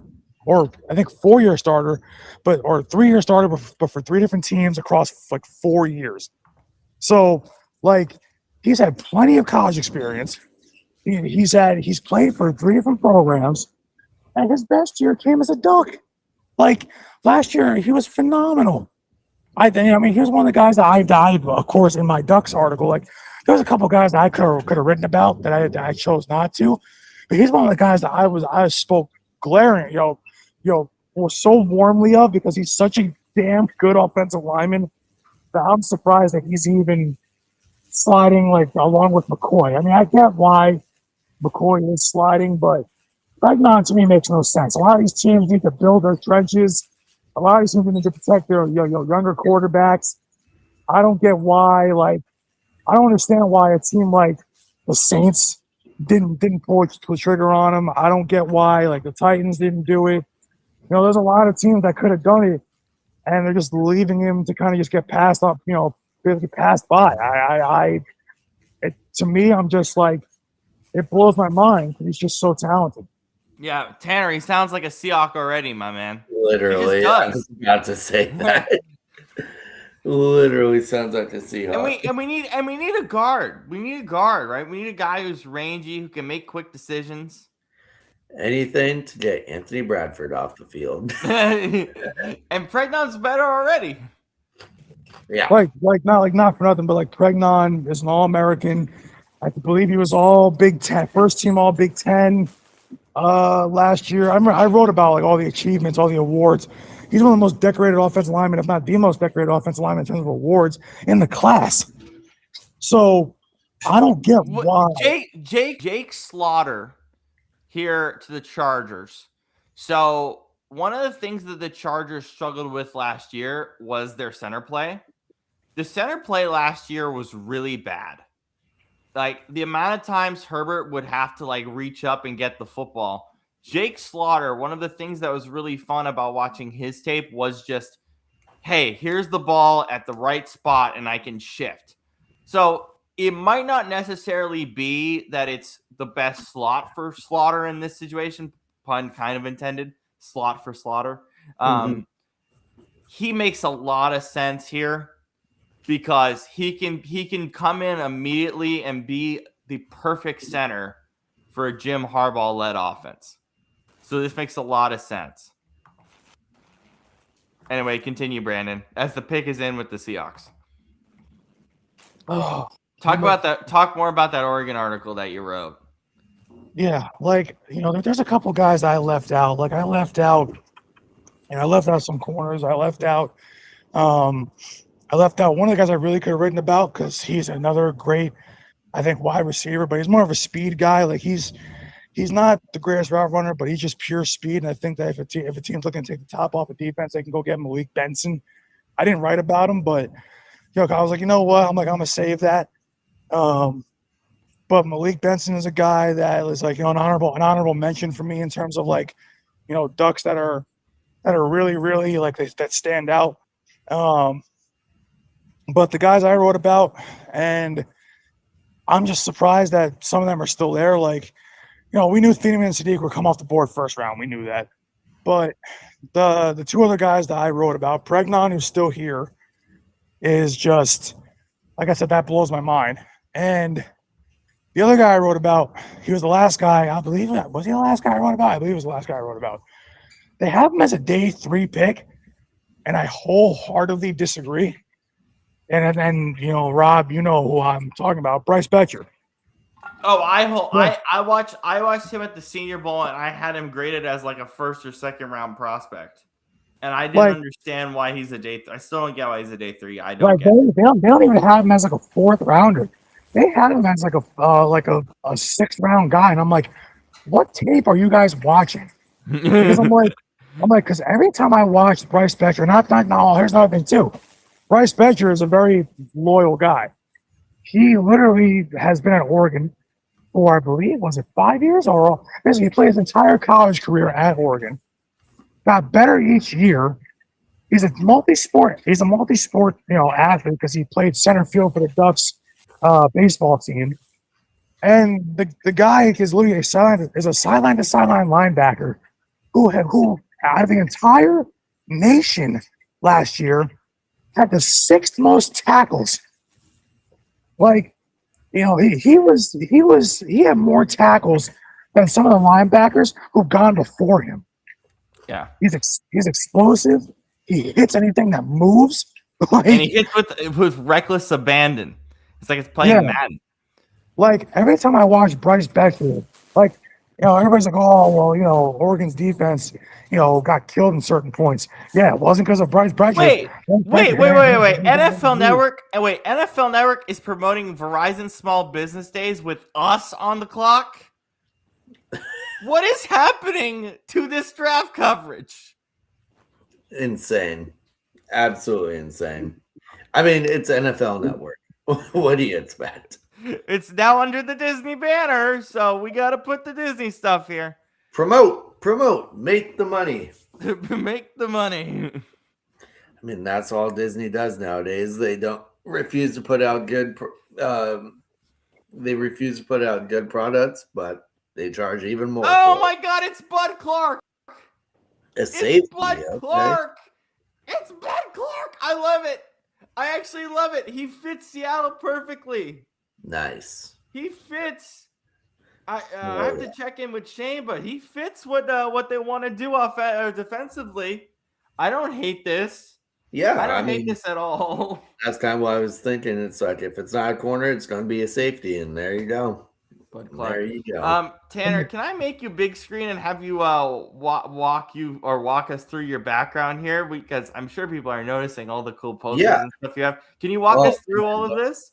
Don't flatter me like that, of course. Yeah, of course. All right, cool. So, I mean, I guess a little intro, I guess. I'm a Seattle guy, big Mariners, Seahawks fan, and all that. So the vast majority of this stuff is Seattle-based. Actually, all of it, but I actually have some Yankee stuff. Yankee stuff. You're making Brandon happy. You have some Yankee stuff. So, oh, man, where do we start? I guess I'll start in the top right over here. So this is just a 2001 Mariners poster that they gave away in the Seattle Times. right up here is a autographed picture of Gary Payton talking smack to Michael Jordan. It's Gary Payton autographed it. If it was Michael Jordan, that'd be sick. But It is what it is. I'll settle for the glove any day. Right. Right here is easily Wait, really quick pause. Brandon, are you cutting out or are you good? Because you were cutting out for a little bit. I was responding to a text real quick. Oh, you're okay. All right, continue, Tanner. This one right here is the most, I would say, unique thing I've got. So at Mill Creek Sports, which is a sports shop just a few miles away from me. And from where I live as well. It's very, very close. We live literally like 10, 20 minutes away from each other. Mm-hmm. They did a like autograph picture promotion. You spend $50, I think it was, and you did 3 autograph pictures. And right here is an autograph picture of Bucky Jacobson, Mariners first baseman in 2004, who is a hyped up power hitter who could not hit a baseball to save his life. He needed to play, I believe, less than 50 games in his entire career. But hey, you paid $50 for that? Well, I got more. I was gonna say, man. That was the second biggest pull. It was a mystery pack. So when I just burst out laughing when I got it. Here's a little just drawing of Steph Curry over here. I bought at I guess I'll be a little bit closer if I can.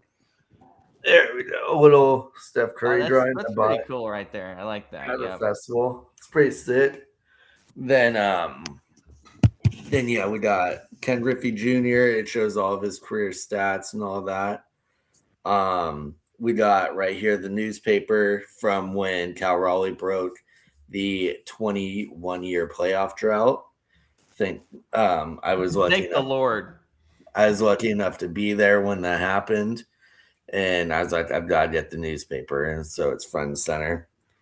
Right here is a K card from the Felix Hernandez day. Future Hall of Famer Felix Hernandez. Hopefully for our sake. Brandon, I know that you're kind of against it. I mean, I'm not because I'm like a small hall guy. Like Felix was great, but the problem was just it didn't last as long as it should have. It's a short prime. Yeah. His prime was from like 2009 until 2014. 5 years. It wasn't enough. If you had probably about 3-4 more years of that, then yeah. Mm-hmm. But it's just not enough for me. Once 2015 hit, he started dealing with his ankle injuries, and he just straight up fell off a cliff. And he refused to change the kind of pitcher he was. And I really didn't think he would be a Hall of Famer up until the 31% vote increase that he got this last offseason in his second year on the ballot. I'm like, okay, basing it off numbers. Yeah, I think a lot of that though, like with the increase, I think it was just because people just didn't think that there was enough guys to vote for. So a lot of them just put votes in for him because he was like the next closest one, I guess. Potentially, I mean, but there's also the argument that during his time he was arguably the best pitcher in his prime. I mean, Clayton Kershaw and Justin Verlander. But besides that, no one was better. At that time, you had Verlander. You had, at that time, I said Scherzer with him. You had. But Scherzer wasn't Scherzer until he really went to Washington in the last year. Yeah, he was still up there. It happened. Carson Beck is an Arizona Cardinal. Oh my God! Yeah, that's Jesus. That's your future quarterback, Arizona. Jeremiah Love, I'm so sorry. Oh my Oh. God. I will never apologize for the Cardinals messing up and Yeah, I didn't think so. Yeah. You know what? Oh Like, my God, Carson Beck is going. He's the future you know, in Arizona. you know who Maybe. else? You know who else was really good at that time besides Verlander and Young, Scherzer and Sabathia Felix. as well. Well, yeah, see, yeah, of course, CC, but I think for me, one guy gets forgotten about, even though he's not a Hall of Famer, but like because his career was just as short, if not shorter than Felix's, but his prime was phenomenal. Was Tim Lincecum? Oh, Yeah. I love Tim. Yeah. I mean, you have no hitters, 2 no hitters, I believe it is.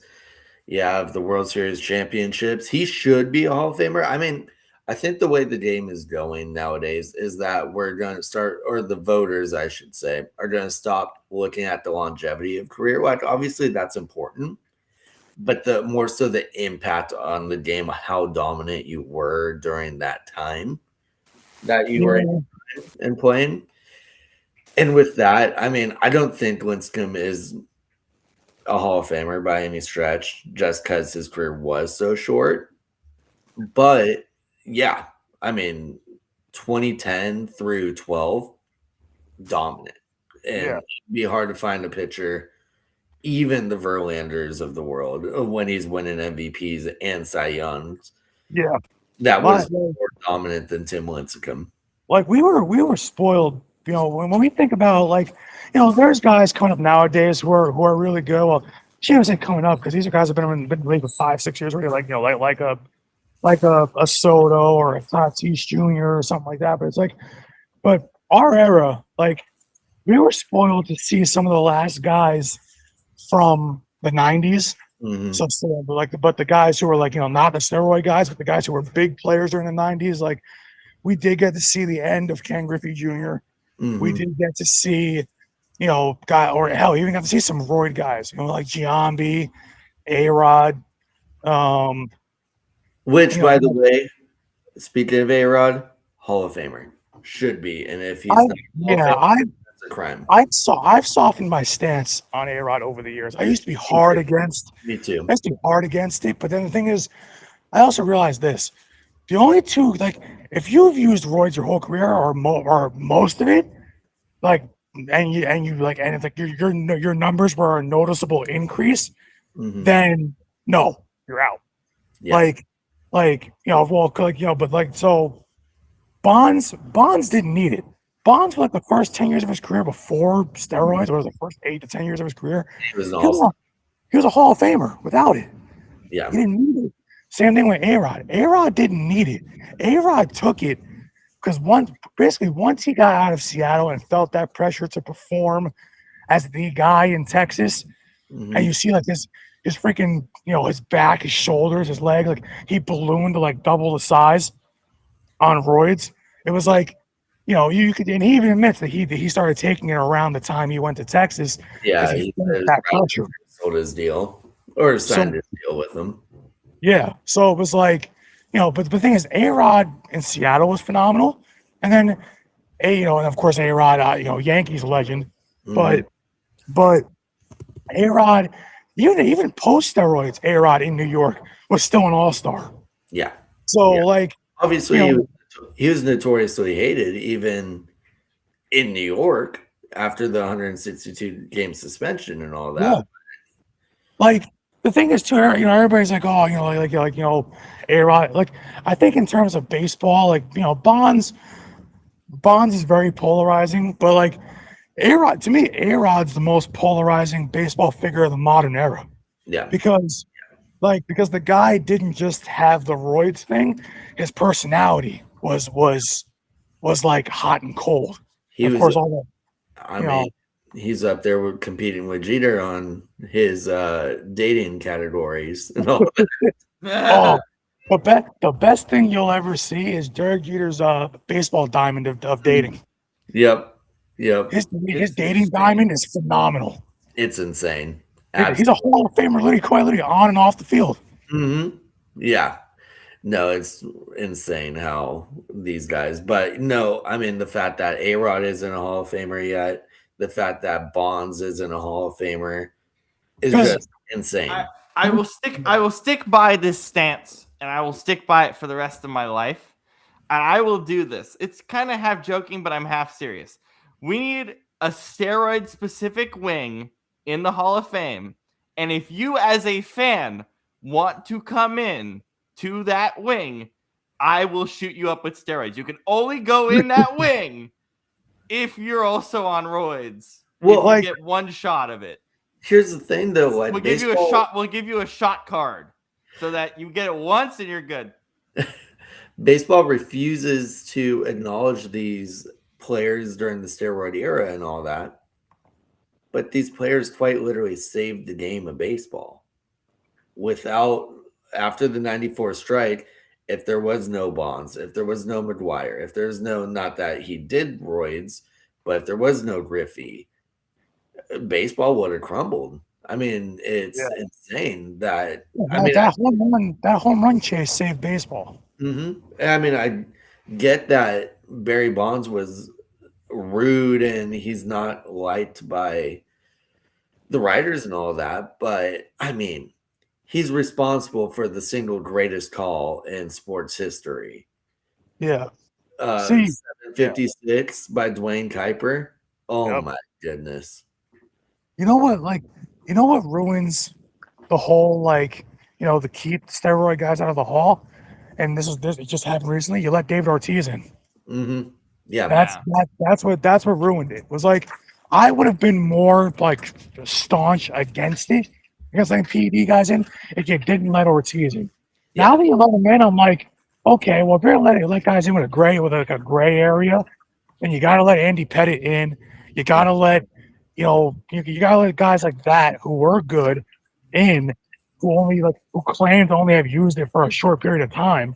Like, but like for me, like the guys that I'm like staunchly against, period, is guys like Rafael Palmeiro, Mark McGwire, Sammy Sosa, because those guys were on roids their whole career. Yeah. Jason Giambi, Yeah. those guys I'm against completely, because I'm like, those guys they cheated the entire way through. Well, and So there's it's like, so it's also the perspective of those guys didn't really play defense. I mean, I guess Bonds didn't either, but Bonds was such a good hitter and so feared yeah, it didn't matter. that it doesn't matter. And if the DH was in the NL, he would have been a DH. Like, it just wasn't a thing. But I mean, no one did it better than Bonds as far as power hitting. No one was was a better all-around player than A-Rod. Roger Clemens had an insanely long career and was dominant for the vast majority of it. And then there's also the argument of, how do you know the people that aren't in the Hall weren't using a different type of steroids before like it was tested? Like, who knows? I doubt it happened, but who knows if Nolan Ryan wasn't on something, and that's how he's able to pump 100 when everyone else was throwing an 88. Oh yeah, and he was able to throw 100 into his 40s. Yeah. Well into his 40s. So like, it's just like, it's, that's why I'm like, to me, like, I look at guys, and hell, that's also why, as much as I gave like, Judge crap for not being a great postseason hitter, even though he was. Okay, wait, Brandon, Eagle selection, Markai Bell, offensive tackle, Miami, 6'9", 346. So I'm assuming he would be Lane's replacement. Yeah, he's technically a tackle. So tackle, they said he's more like a Trent Brown type. Oh, okay, I don't hate it. That's kind of not where I would have went. I mean, Landon Dickerson's retiring, or there's rumors that he's retiring. I've obviously been at work, but Pregnon hasn't come off the board yet, right? No, he's still on the board. I don't understand why. I really don't. But I'll take it. Anytime we can get line help, especially for the guys that are getting older. So Dickerson, Oh, almost near And accident. you Fantastic. you just got honked at during a podcast. Yeah, that was bro. The amount of near accidents that happen on this street, like when I'm here, it's ridiculous. But when I think about like, I don't hate that pick. Anytime you get more line help, it's needed. But he's big enough to where he could still be a tackle. But that I would wonder if they would kick him inside to guard, he'd be the Dickerson replacement. Or like either side, because we need a guard at either side. Because if Dickerson retires after this season, which it's likely that he will, because that's just been what he's kind of discussed. And the crazy thing is, Dickerson's not old. The problem is he's like on like 3 straight years of being so heavily injured that the guy's body is like 40 years old. So like he keeps playing through these injuries and it's not helping. I'll take that pick though. That's fine by me. Brandon, can you explain to Tanner why the World Cup will be hell in your area? Because I was telling him how hell will be in Seattle. You explain to Tanner how bad it's gonna be in New York, New Jersey stadium area. Because you know what it is, like, of course these are big metro areas, so us included. And in big metro areas, on just a normal tight end, Sam Roach out of Stanford. Man's got glasses in his pick. What a guy! What a go! All right. This World Cup is going to be just awful for this area because here's the problem. Now, metro areas, obviously, you're going to get the cup. Duh. You guys have it. We have it here. All that kind of stuff. But the worst part is we have the final here, and I mean, World Cup final. But before we even get to the final, people have to realize this. This is not, I repeat, this is not New York State. This is not New York City. So everybody, New York, New Jersey Stadium, whatever, New York City. It's like, no, we're in New Jersey. Stop that crap. But the thing that makes me like angry is that you chose this area. And I know because they want the glitz and glamour of New York City, even though you're playing the damn thing in New Jersey. It was supposed to be Jerry Jones couldn't get to a deal to host the final. It was supposed to be in Miami, and then they were like, we'll just do New York or New Jersey. Which I would have happily taken because we are the most densely populated state in America. We are also one of the most expensive states to live in America. Yeah, we quite literally, same here. Like we quite literally have the worst income tax in the United States. We are, I think, tied with like Illinois or something like that for the worst in America.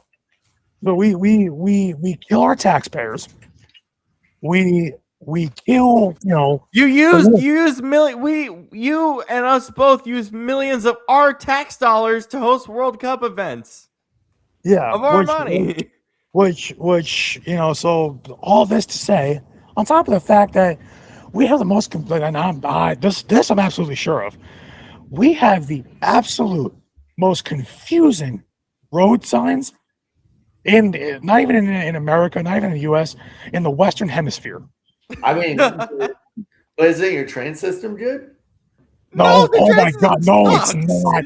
It's worse than us. NJ Transit, you might as well take a skateboard to wherever you have to go. Forget taking the bus or train.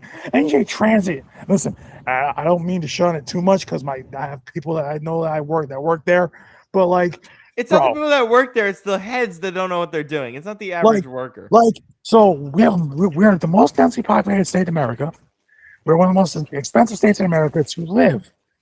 We are going to charge people $100, if not more. 150 now, like 100 to 150. Just to get on the train, and really on the bus too. The bus thing goes up, and we have no place for these people from other countries, and for people from out of state. There's no place for them to go here. When we say we're the most densely populated state, it's not like you guys out there have densely populated areas, and of course, Seattle, the city has a densely populated area, whatever.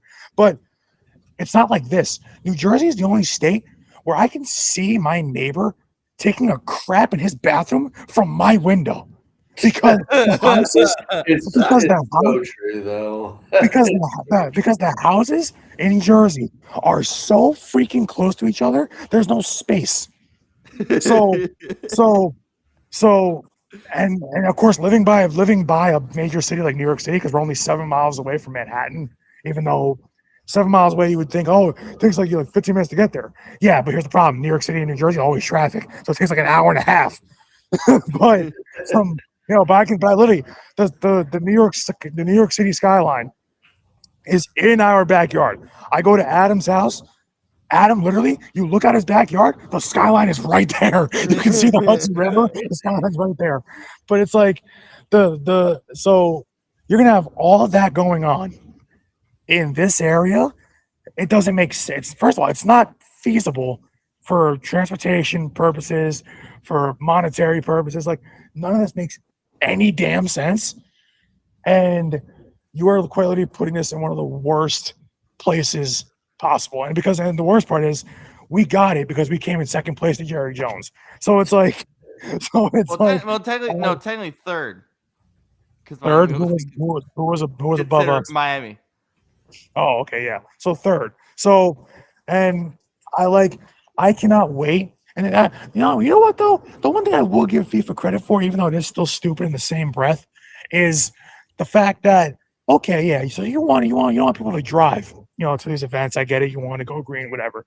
Even though that's not feasible, especially in a state like New Jersey, I understand that. But here's a problem. Oh, here's a good thing, because the one thing is you're keeping a lot of people who don't live in this state. Obviously, people from other countries and people from out of state who don't live here. They can't read our road signs. Our road signs might as well be in Chinese. because the road signs in New Jersey they come up on you so fast, and they are so because we're such a small state and so heavily populated, you can literally drive from my house and you could be like, oh yeah, I'm just gonna go to the store and get something. If you miss one turn, you will end up down the shore. Like New Jersey is so bad at that I'm like, I like it is true. If you go down our parkway and our exit is 15W, that's like the common exit for Kearney, Lyndhurst, Northongton, and Newark, all this whole area. And so 15W, if you miss 15W on the way up, you are basically going to end up going into upstate New York, well past our house and into upstate New York.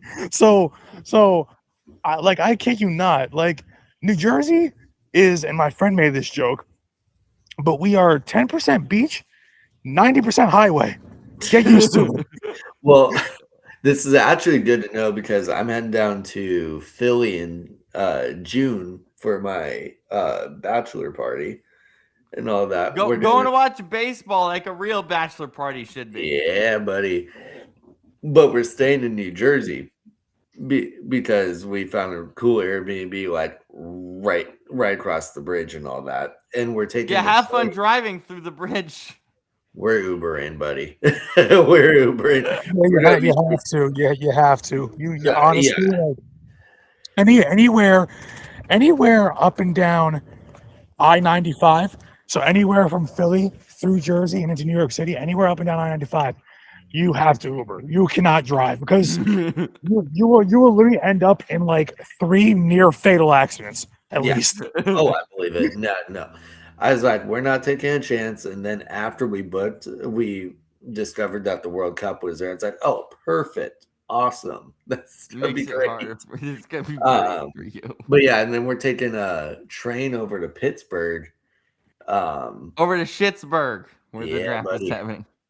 But, I'm just prepared for a long wait. We already have the tickets, so it should be fine. But I thought the train system and all of that was good over there. That's what it's awful. No, everyone talks about over here. It's like, oh, we should be more like New York. We should be more like Boston. No, we should be more like Portland. Portland is the best one in the world. Portland. Anybody that tells you system, they do. Literally, anybody that tells you that you should be more like New York, run. Either run or tell them they're stupid. Because as someone who lives in this area, you do not want to be like us. I can promise you, you do not. My favorite thing that Brandon has ever told me, and it stuck with me, there was a study of which state, they pulled people from different states, like, which state do you hate the most?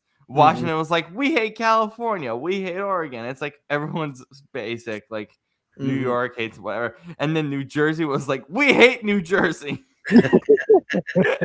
We hate our state. Listen, because you know what, like, New Jersey's whole like taglines, oh, we're the Garden State or whatever, blah blah blah. Well, like, here's the thing: the unofficial tagline from New Jersey is, "It's a shithole, but it's our shithole." So it's like we hate it, but we still love it because it's home. But my God, is it garbage? Like, it's like, I kid you not, like, I will die for my state. I love being from New Jersey, and the thing is, you can always tell when someone is from New Jersey. But at the same time, it quite literally is a double-edged sword, like blessing and a curse to be from here. It quite, because you know what it is too. It's just not even for life reasons, like whatever, but just for like for personal reasons, but for your professional reasons, like, you're so close to Philly and you're so close to New York City, and the job market is flooded in either place. So getting jobs here is ridiculously hard. It's harder than any place in the country. And so many people want to move there because they think it's all glamorous and beautiful and like. Oh, you know how many New Yorkers we have moving here because we're technically cheaper than New York City? Like, so I can move here. Don't mind me. Don't mind me. I'm just struggling. You're just struggling with the cards. Don't mind me. I'm gonna throw my back out. It's fine. Also, wait, who did Washington pick? I missed it. Washington picked. Washington grabbed. Oh my God! Wario Davis from UW's going. That's such a Bengals pick. It's Antonio Williams out of Clemson, the high point receiver. Going to the Commanders. Another receiver for Joe Burrow. Still no protection. No, well, not Joe. I'm talking for the Commanders, but they got Davis, who I really like. I like him. It's funny. He's literally Rick Woolen, just less of a hothead. The NFL Network is right. He's just Rick Woolen, just not a hothead. Nice. I'm scared about what Reek is going to do here for 1 year, because because he's Don't get me wrong. I love Reek. I think he's a great player, but Buddy needs to keep the mouth shut. Oh yeah, he was definitely, in his first presser. He almost made us lose. He almost made us lose a chance at a Super Bowl if things went a different way. Let's be real. That's what makes me like.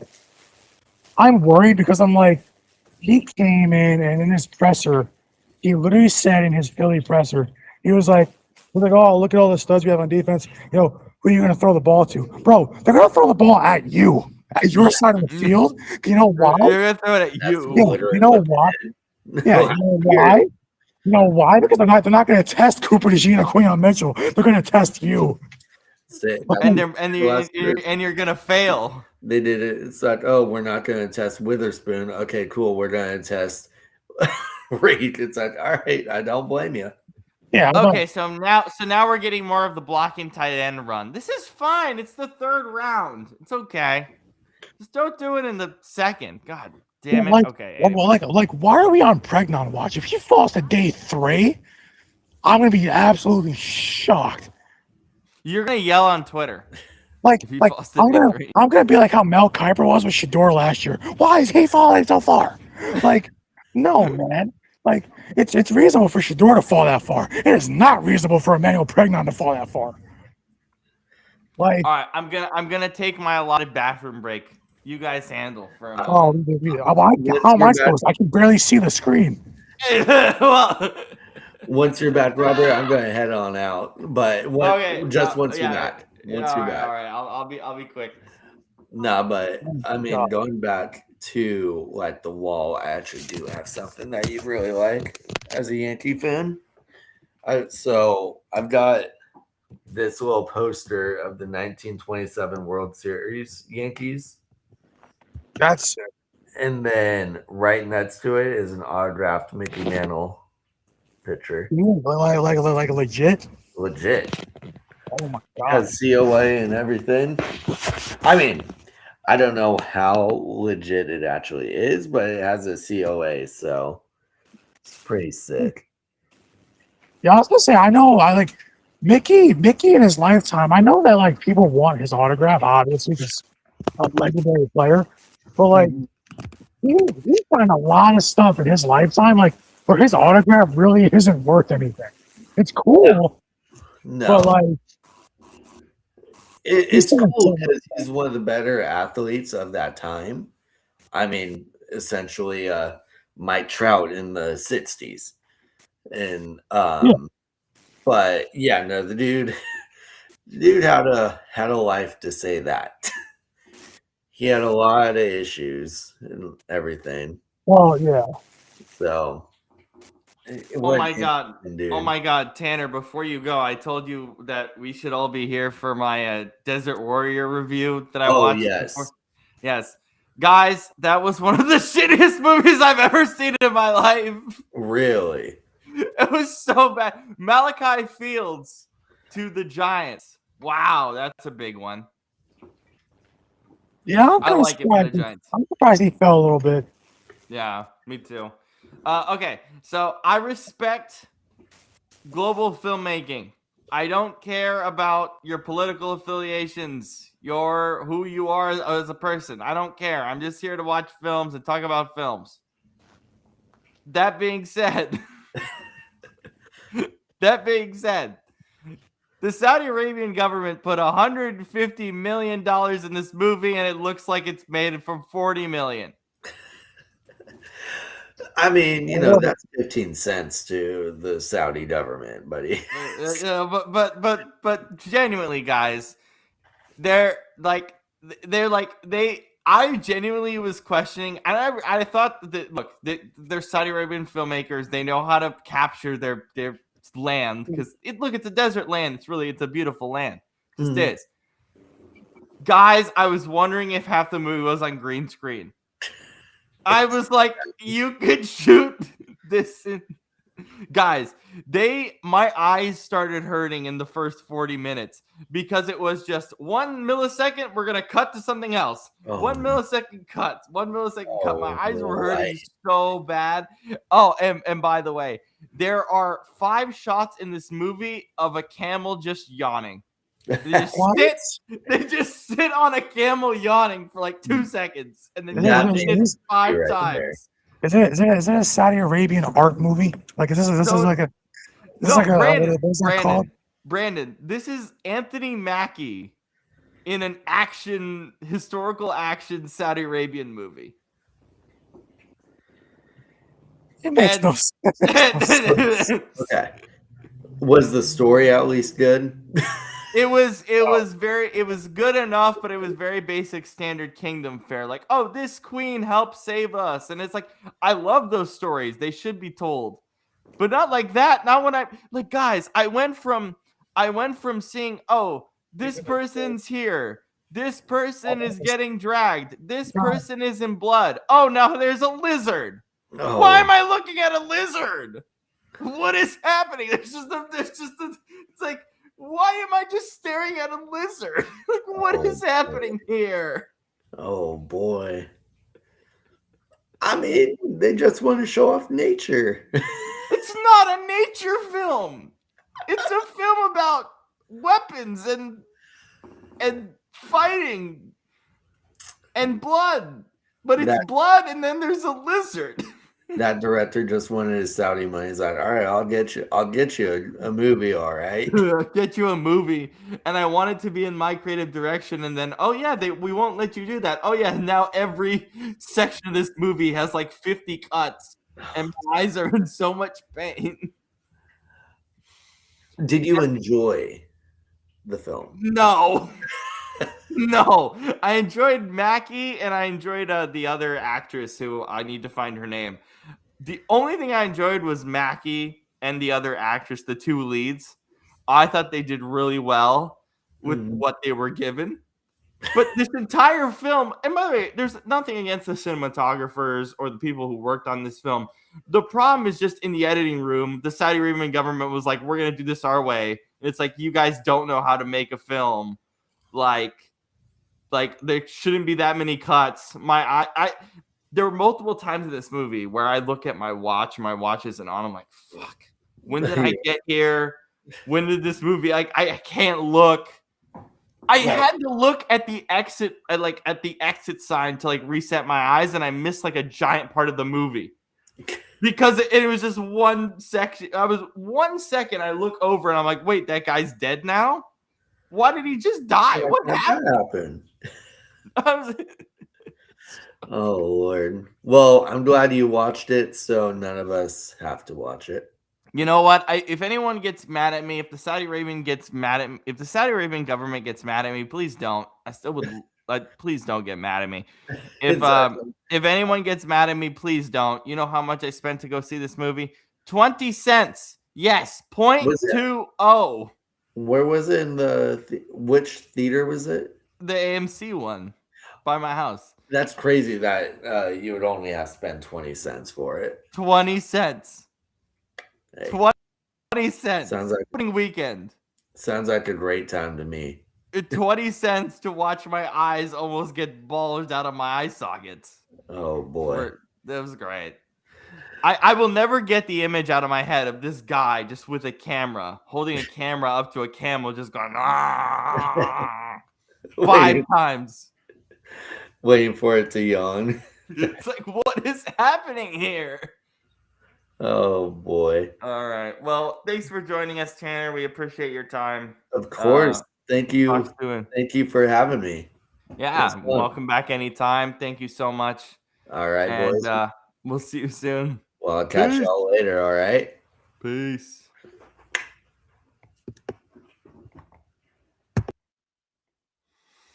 Okay. Brandon, why are you muted? Unmute yourself. I'm muted because we're closing in 5 minutes. That's why I'm muted. 54. Okay, when Jordan said 5 minutes. Oh, you got my legs. Oh my God, my legs. The way it dips into the thing. This is how you know we don't care about day 2. Brandon's doing this from his work, and it's like, whatever, who cares? We're just here to have a good time. Yeah. Even if he isn't nothing. Oh God, here comes the street sweeper coming around. Jesus. Smell. Yeah. It's an interesting smell. Welcome to News full of interesting smells. The pig is in for the Steelers. Where is Adam? Adam. He's probably working. He's probably working. I would think. Yeah. Yeah, I think he's working because knowing him, that man is dedicated to UPS Employee of the Year. Yeah, baby. Oh God, it's such an awful smell. I hate New Jersey. What does it smell like? It smells like very old person. What? Very old people. Like very old person, like cologne, like men's cologne. Like strong and poignant. Oh, very strong and musky. Musky. Oh boy, yeah, okay, but the background that I was muting myself because the background noise was coming from work. Yeah, and everybody was trying to talking about the draft. What the balls? Drew Aller, Penn State. Oh, Adams Steelers. Field day. Adams boy is a Steeler. So what the hell are they gonna do? So is Will Howard gone now? No, Will Howard might be a QB battle between Will Howard and Drew Aller. What, for 3 or 2? For 1. For 1? Well, Aaron Rodgers should be back, no? If he's not back, that's what they're doing. Oh my God, bro. I can't imagine. I know Adam likes Drew Aller. He's not gonna like him about 5 games in when the team's 1-4. Like, Can listen, you I've can you never been a imagine? Drew Wait, Aller can you guy. imagine a QB1 training camp battle between Drew Aller and Will Howard? That makes me sick to my stomach because both those guys are not like they're not guys you build around. They're guys that can probably start. Maybe not Will Howard. Drew Aller is better than Will Howard, but Aller to me is not the kind of guy you'd build around for like 10 plus years. He's the kind of the guy that he could be a serviceable starter, I think, in the league. Like we were saying the other night, like he could start for maybe like 2 or 3 years, whatever, on some kind of bad or he in the will middle he kind of will team. play if nothing else, he'll play a couple games because a guy will get injured in front of him. Yeah, That's how pretty I much. feel about him. And I think he can be better than Mason Rudolph, and obviously I think he's better right now than Will Howard. But like, I don't know. I'm not a big Drew Aller guy. I never have been. And plus, I mean, honestly, I saw this guy choke against us in the clutch at Penn State at the whiteout game. So, I was never the biggest Aller guy. I never have been. So, I mean, listen. I mean, I think he'll be all right. I think he'll be a decent backup. I don't think he's going to be anything more than that. Like, I can't. Decent backup, can be probably a serviceable starter, can probably maybe start for a year or two, whatever. Maybe that's about it. Yeah, now Steelers training camp just got a whole lot more interesting. I'll say that. Oh, yeah. That just got a whole lot more interesting. I just realized I'm not even streaming to my Facebook, so no one's watching this. No, I'm streaming to your Facebook. Oh, you are? Yes. I'm streaming to your Facebook, mine, and Scoops. Where's it closed? Yeah, like 30 seconds. ShopRite's open till 11 though. All right, Yeah, thank you. yeah, no problem. Did you just promote another company? I don't care. I don't get In paid front enough. of a... Besides, if I can help my fellow New Jerseyan, why not? by breaking company. Yeah, I don't care. Oh, bro, we send people to ShopRite all the time. We're like, hey, we know that we're closing, but bye. Like, go to ShopRite. I like how it's Stop and Shop and then Shop Right. Think I can join? Okay, Adam, I will send you the link, my friend. Yeah. Check your Instagram in short order. So I explode because of Drew Al, because of Jonathan Grenard and Eli Stowers. So now it's Adam's turn to go. No, it's Adam's turn. Gushing over Drew Aller. What's going on? All right, the studio link has been sent or is about to be sent. It's taking a while. There you go. It is sent directly to you on DM. So there you go, my friend. I'm also sorry how choppy this is on my end. Like, how many different ways I'm being pulled tonight before we close. Well, no, it's fine though because your audio's fine, and plus it's day 2, so whatever.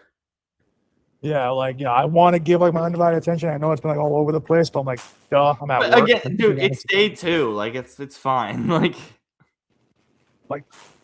please, no more people come in here. No, leave. Go to ShopRite. Go to ShopRite. Like, please, people, please do us a favor. Do us a favor. It's day 2 of the NFL draft. We want to leave at that, now. Basically, we want to leave now. Oh my god! You know what though? Some surprises. Some surprises, but nothing crazy. I think this ended up being a good idea doing day 2 because day 2 has actually been quite fun. Somewhere over here. Starting a little bit late just to keep us a little. Yeah, he went this way. Oh yeah. So a lady lost her dog in the store. Fantastic. What? Yeah. Yeah. What did you just say? we have a no dog policy, and yet somehow the lady has a big dog, and the dog took off in the store, and we just had to go wrangle it for her. Oh Yeah, my my god! manager's like, "Oh, did the dog leave?" I'm like, "No, the dog's inside the store." I'm like, "What do you mean it left?" Like, Did the like, dog? I don't know. You know, This is What's turned up, into Brandon's. This is turned into Brandon's vlog 2026. oh my goodness, that that dog is pulling her. She is not walking that dog.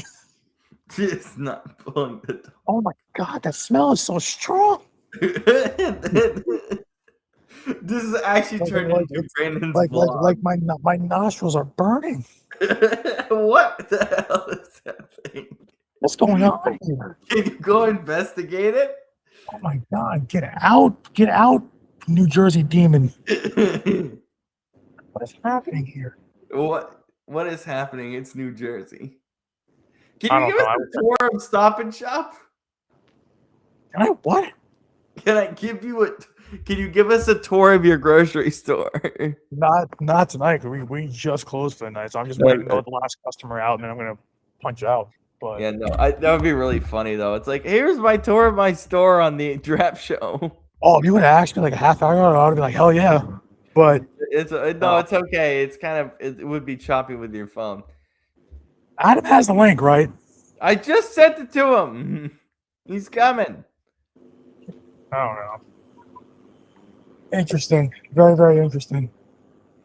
Very, very interesting. Oh my god! To close, yeah. Our draft expert is here. Oh my god! What's up? Of course it did. Hello. Technical difficulties. Can you hear us? Oh, that's been me all night, dude. Adam. Yeah, it's that time. Hello, hello. Hello. Can you hear us? Be heard? Hello. Hello. How are you? Oh, you can hear us now. Yay. I can. Adam, your QB draft crush is a Steeler. It is true. It is true. It is true. Yeah. If they had to Dude. take any of them, I wanted just to take Drew Aller. Just the highest upside. I said the same thing last year about yours. I'm just like, just take the highest upside guy possible. That's Drew Aller. We'll see if Mike McCarthy can hold him. Develop him. And I don't know what that means for Will Howard. I mean, hey, 2 shots are better than 1 shot, right? 2 shots are better than 1 shot. I don't disagree with you. Would you like to? Let's say Aaron Rodgers retires. Would you like to see a Will Howard, Drew Aller QB training camp battle? Yeah, I mean, I think Drew Aller clearly. I think Will Howard clearly wins that right now. Will Howard? Drew Aller's such a project. Give me 1 second. No, take your time. It's funny. Coming out of college, I think Aller's better, honestly. I do. But back in Drew Aller's a better prospect for sure. Yeah, that's now. I think obviously Will Howard's going to be better after a year in the NFL. Yeah. And also, I said this last year, and I stand by this. If Will Howard had played as well as he did at the end of the year, the entire season, he would have been a 2nd-round pick. Yeah, because he's like the guys I want the draft. I have other opinions as well, which is No, please go. Please go. You get 4. Jermod McCoy or Emmanuel Pregnon. That would have been really fucking hype. Sorry, can I swear? Yes, you can swear. I You can really swear a fucking little hype. bit. You can swear a little bit because I used 2 already. No, you're fine. Pat McAfee back up. We love that. Killed it Yeah. the last time. What do you think about McNeil Warren slipping? Are you surprised? Not really. He's a box safety. Makes sense, I guess. Like, it can happen. People wanted, like, the other safeties that went ahead of him are, different kind. They're more coverage safeties. So if that's what the team wants, then it makes sense. Warren sliding. Yeah. Any other hot takes that you have so far through the 2 days? Hot takes? Yes. Leave it all on the floor. I don't know. Let me look at. I don't know. I've been watching the whole thing while at work. Oh, Yeah. He- Oh my God. Oh, speaking of that, remember the guy Branch, the wide receiver? yeah, Zacharias Branch. Zachariah Branch.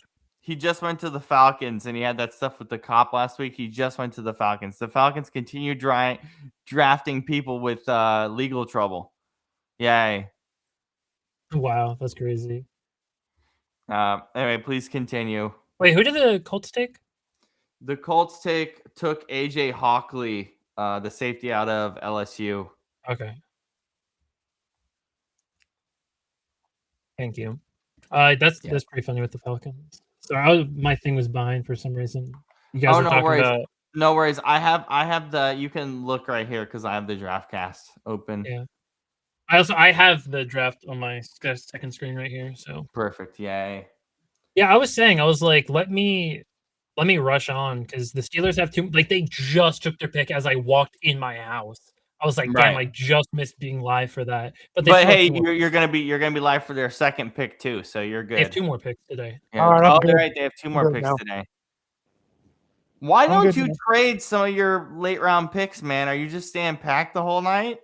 I don't know. I mean, we did. We moved two picks to go up to go get Bernard. Right. Whom I really like. That was he's such a good player. I forgot about him. I didn't even mention him yesterday. I really like him. He's like that third down target. Like he's just reliable. He just caught so many balls last year. So I'm trying to think. So I can't remember because the whole night's been crazy. I've been doing stuff on here. Plus, why did Adam leave? Adam, are you here? I'm still here. I just need to turn off my camera for a second. Oh, okay. I was like, what the hell? So I don't remember who was on the. Is McCoy still on the board? Yes or no? McCoy's still on the board, and your boy Pregnon is still on the board, and we're at 3rd round pick 16. That's gonna be so sad when Jeremiah McCoy comes off the board and we don't have him. Give me either him or Pregnon, please. Do you think the injury concerns are such a massive issue? I think they were such a big issue for some players that he's not on some teams' boards. He's not on their board. That's why he's falling. And I think a lot of players, a lot of teams are worried about the injury, I guess.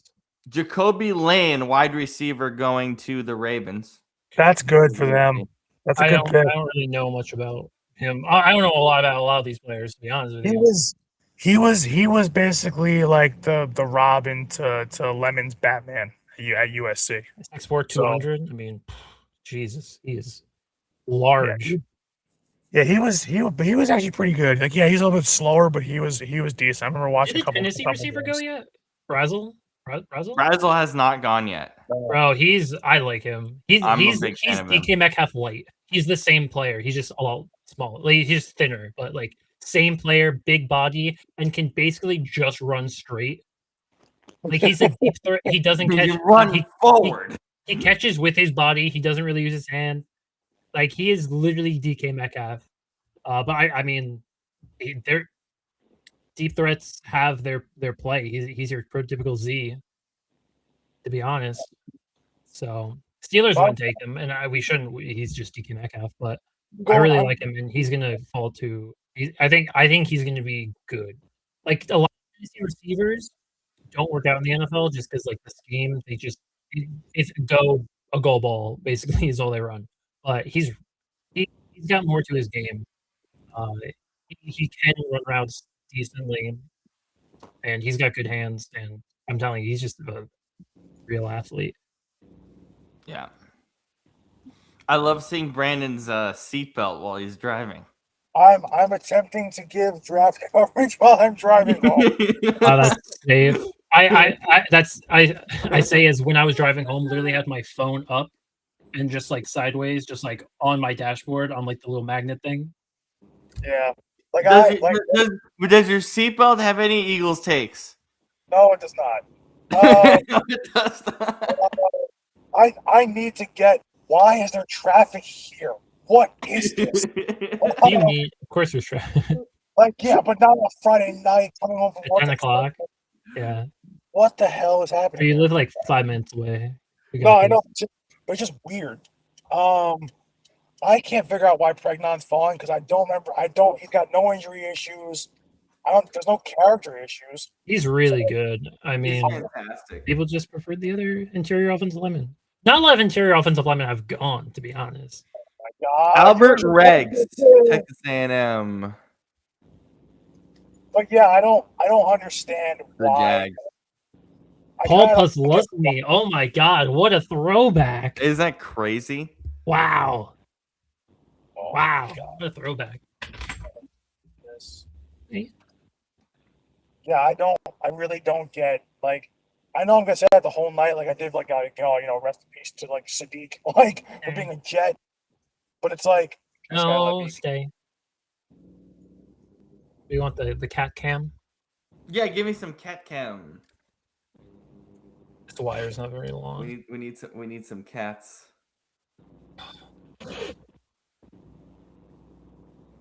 Oh, cute. oh, Very, why very cute. do I have to make a turn? Why do I have to make a turn? Okay. No, No, like, no, stay there. Just getting your attention. Say hi, Like- Tori. I Say don't. hi to the stream. Isn't she so cute? Tori is very cute. And she's just sitting right behind my monitor. Like, She's gonna you start know- playing with this wire now. So Rob, as we're discussing problems with New Jersey, here's another problem. Take me off big screen. The drivers suck. so The drivers suck. like, tell me why. As someone who can legally be on the road, so obviously, 17 years old, at least 17 years old. So you are a fully kind of functioning driver, more or less, maybe not an adult, but still fully functioning driver. Why the hell are you coming all the way to the left to make a right turn? Why? Wait, someone did that? Turn right to go left? The guy you just heard me screaming at, like, bro, why are you like sliding to the left to make, like, why are you making a looping turn, sliding to the left? I need water. Yeah, is it an older person? I don't know, but the guy was on his brake for like a whole half a block before he made the turn. It has to be somebody old. Bro, It I will- has to I be will- somebody I would ram my car into someone's back bumper if it was legal. I would literally. Dude. Wait, was that Jerry Jones, the New Jersey person? Like New Jersey Jerry Jones? Probably was. But anyway, yes, draft coverage. I'm trying here. So, yeah, a couple. I'm just surprised. Draft coverage. I'm trying when all I'm seeing is your seatbelt. Like the thing that stinks is just like I really am surprised that some guys have fallen as far as they have. Some guys I get, some guys I don't. Like I'm hearing a lot about that. You know what I've heard a lot about in the last about 48 hours? That safety from Miami. I can't remember what his name is right now. Is he currently still on the board? Yeah, because he's projected to be like a fourth rounder, I think. But I've been hearing a lot about him. Like, he went from being a guy that nobody was talking about, so all of a sudden, hey, he could be a fourth round guy, kind of. I don't know much about him, but I heard that he's actually decent. Like, he's very underrated coming into this draft class. I don't know much about him, though. I heard about him from a couple Miami guys that I talked to, but I don't know enough. So, You're saying, why does ESPN not have a safety filter? You know what would make me very happy, guys? Yes. If Jermon McCoy lasts 3 more picks, and we you take get him at 80, and we take him at 85, and then we trade up from 99 and go get Pregnon with all of our late round picks. I'd probably go trade up back of the 3rd round. Like, I don't understand why ESPN doesn't have good filters. Hold on. PFF has better filters, but PFF isn't going as fast.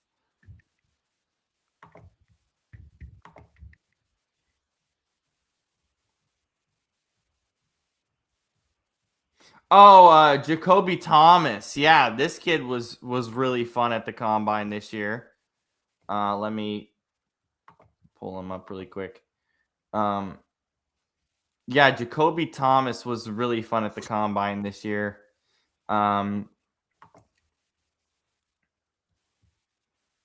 Dominique Orange goes to the Vikings, nose tackle at Iowa State. Interesting. Never heard of him. Yeah, I don't know how many of these guys we're actually hearing of. Oh my god, this conversation. What conversation? This one that I we're having right now? texted a friend of the channel, Gabe. Yes. And I said we love Gabe. Drew Aller, LOL. He's a Steelers fan for those who don't know. He goes, "Oh my god, Adam, if that happens, I'd be so mad." I was like, "No, Gabe, it happened." He's a Steeler. he's not happy. That's on. He's a Drew Aller hater. Understandably, he's not good. Drew is not good, but he could be. Again, highest potential of any quarterback in the class. So, if it's third round, take him. If we took him earlier than this, I wouldn't be happy. But we took him in the middle of the third round. Like, I should have texted Gabe too. I should have, because Gabe and I sometimes, when it comes to certain players, like a Drew Aller, we share the same brain cell. Like, I'm like, yep, he is that guy. So do I. Like, so I would have loved. Damn it, I'm so glad that, like, I love when Gabe flips out about everything, because Gabe is like he's the most, like, what is it, serious person I've ever known.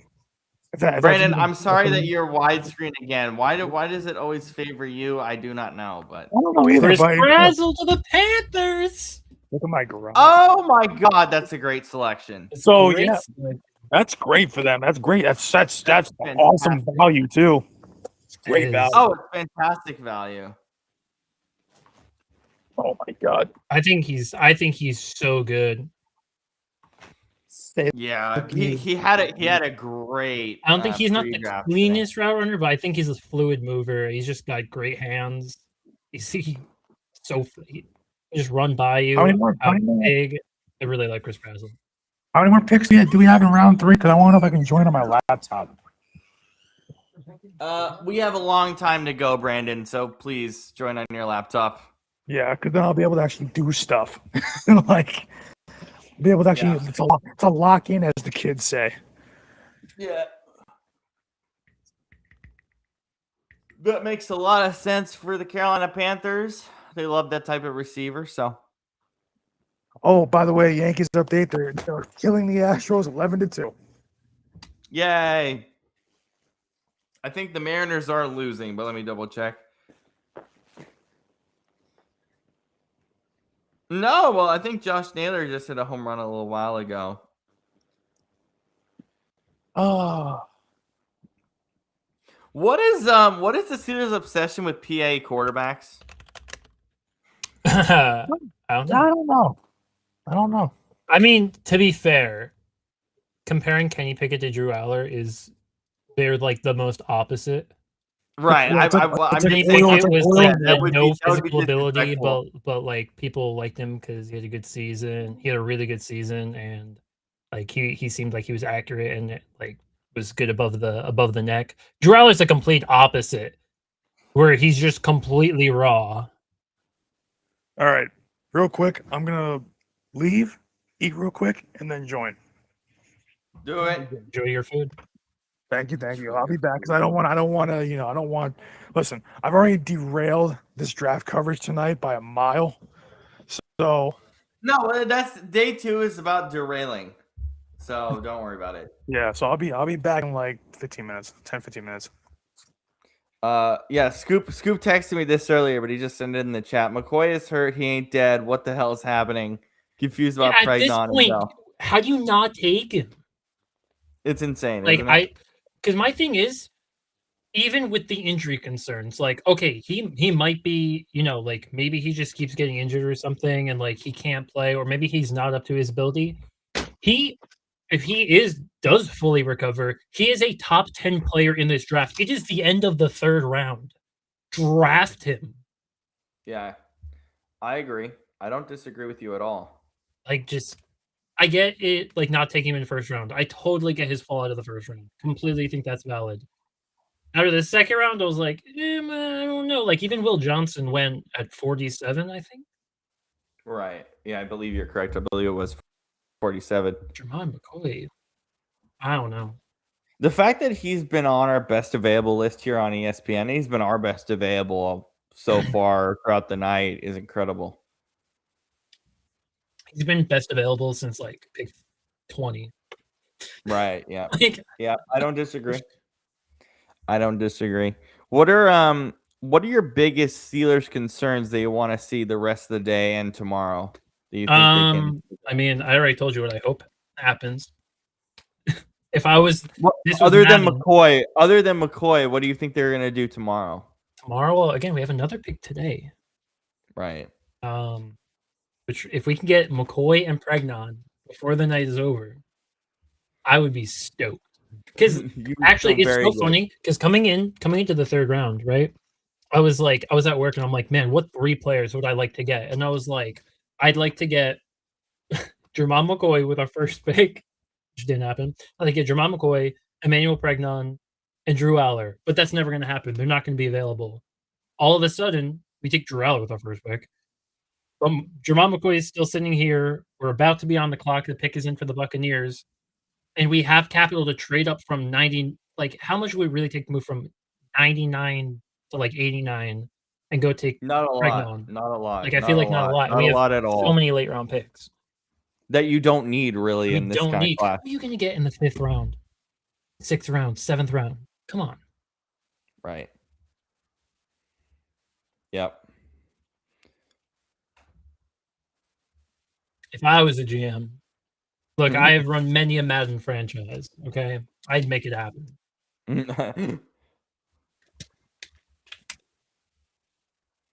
Oh, Gene Deckerhoff, I believe is his name. He just retired. The Buccaneers play-by-play on the radio. He's been doing it for 40 years or something. That's crazy. He just retired last. Isn't that crazy? It was so weird to hear the voice be different after that much time. Ted Hurst. I see. Ted Hurst out of Georgia State. Wide receiver. What are we doing here? I can't. Actually, wait. I do know about Ted Hurst. Sorry, it took me for to click. No, but same here, because what's weird about ESPN is like they showed the position next to the player face and it's so small. Yeah, I didn't see it. That's why I didn't click first. Ted Hurst was for the receivers left after round 1. Ted Hurst was my 3rd receiver. So yeah, and I like these small school guys because they always have the prototype about speed. Speed is always their biggest attribute for a lot of these smaller schools because you want to burn people. Yeah. All right, could you do me a favor? You saw a lot about that. Yeah. Could you close the thing? Because the Steelers are picking. Oh, yeah. I'll close it right now for you. Boom, there we go. Thank you. I get my live reaction. Got my screen right here. We'll go camera for the Steelers pick. Come on, Jermon McCoy. If it's Emmanuel Pregnon, I'll also be happy. But right. One of them, honestly, if it's not one of them. What if it's neither of them, though? Because we're at the stage now where it's no, Tory, state, no, you're not allowed on this side.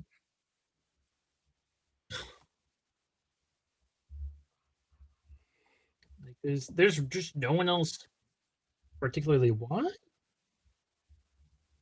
We'll see. Take another quarterback. Yo, bro, we go the Vandy Trips. We go Trips. I could see us going D-line again because that's such an us pick is to go defensive line. Late in drafts. Yeah. All right, let's see. Cam Hayward to announce.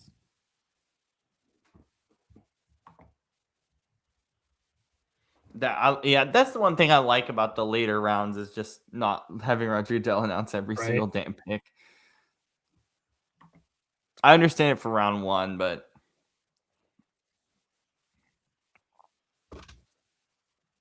Soon to be 7.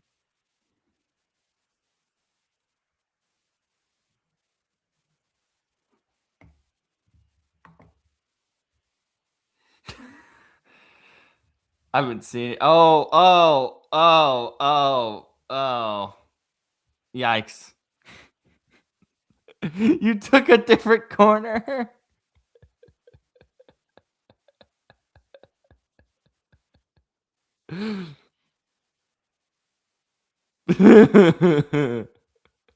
No words. Take Jermon McCoy then. He could potentially. Oh my god, he could potentially be a top 10 player in this class. But no, let's take. And Dalen's not Right. bad, but he's not McCoy. He's not McCoy, exactly. I agree. We needed DB. I'm not mad about that we took DB. I'm mad we took. Mad we didn't take Jermon McCoy. Like if Jermon McCoy was not on the board, I'd be like, Then it's good fine. pick. Hey, Right. I like Right. it. Right? It does something. But he is on the board. Like, when is this fall gonna end? Is this going to day 3? Are we doing this Shador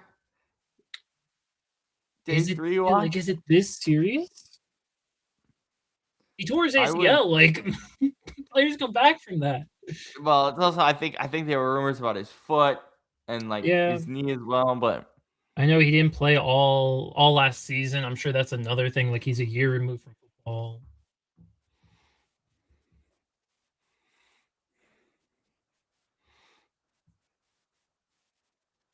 I don't know who the fuck. I don't know who Austin Barber is. I need to look at like a big board and see who's still available. yeah. Go for it.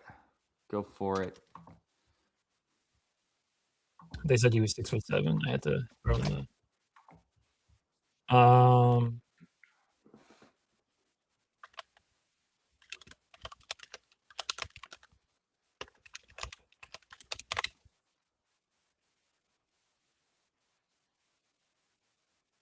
I had a really good one I was looking at yesterday.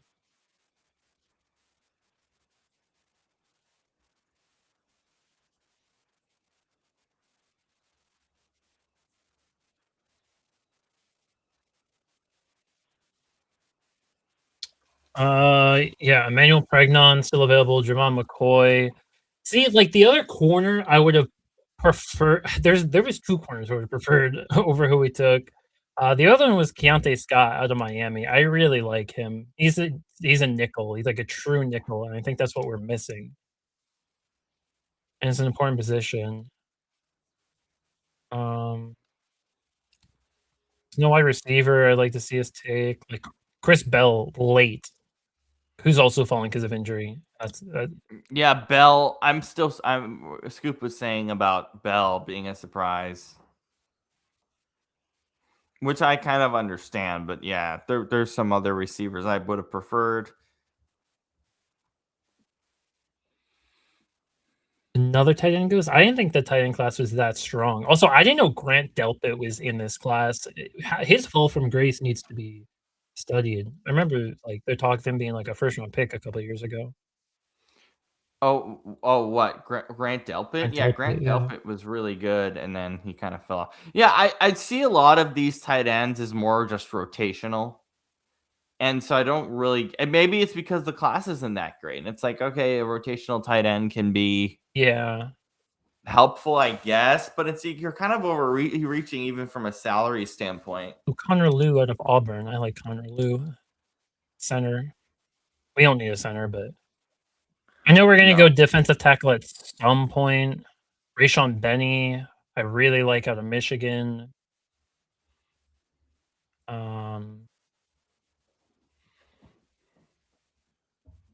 The only one too much about. linebacker. There's no linebackers left. But there was such Yeah, a run on linebackers in the second round. That was crazy. I was surprised though because I didn't think this linebacker class was that great. I thought there was I a few really didn't. like good. No, the linebacker class was pretty deep. It was deeper than I thought. Okay, Yeah. good to know. Yeah, for sure. No edge really left. Multi Overton. Yeah, Overton. There's a Logan Fano. Is he related to? Yeah, he is. I think they're brothers or Oh, something. that's Yeah, funny. I could be wrong, but I believe they talk about the combine that they're brothers.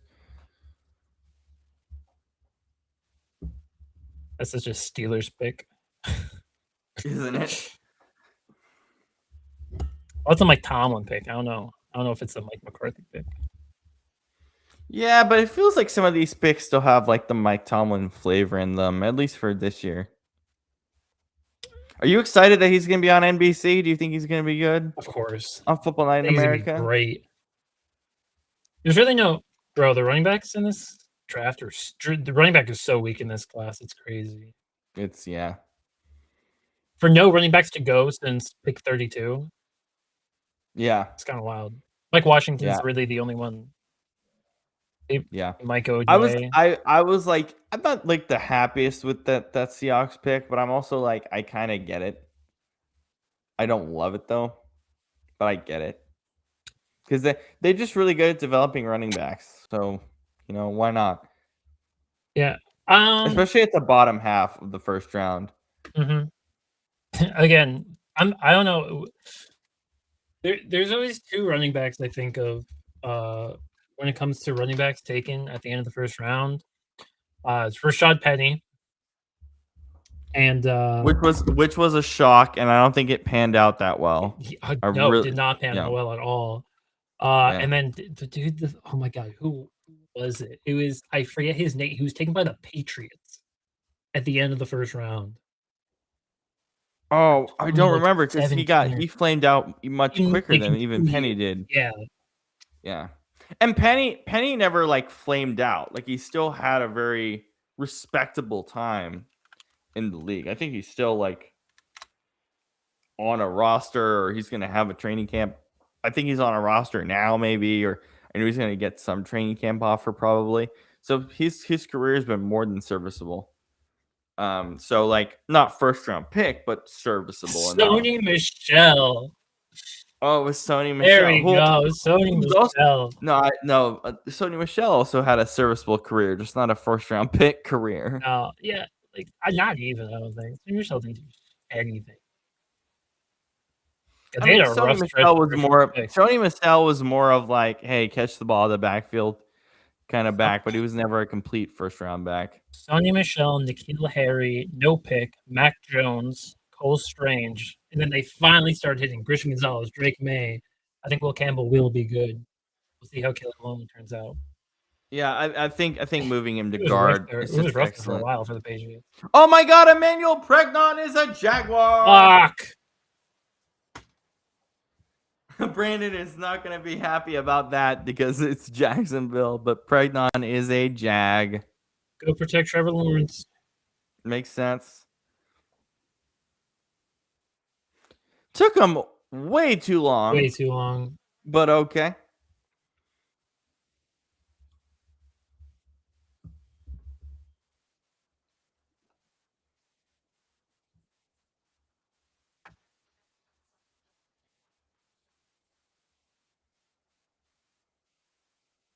Yeah, I don't know how. This is like one of the first years I've ever seen like a first team AP All-American at guard or tackle be picked this low in years. Years. It's so rare because I think he really is a special player. I had like a first to second round grade on him.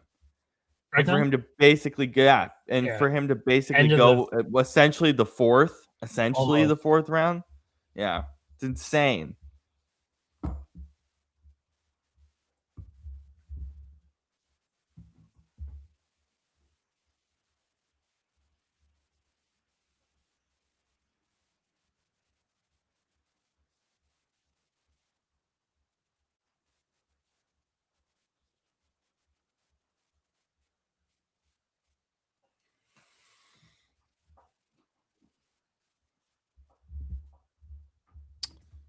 Man, we could have had Jermod McCoy, man.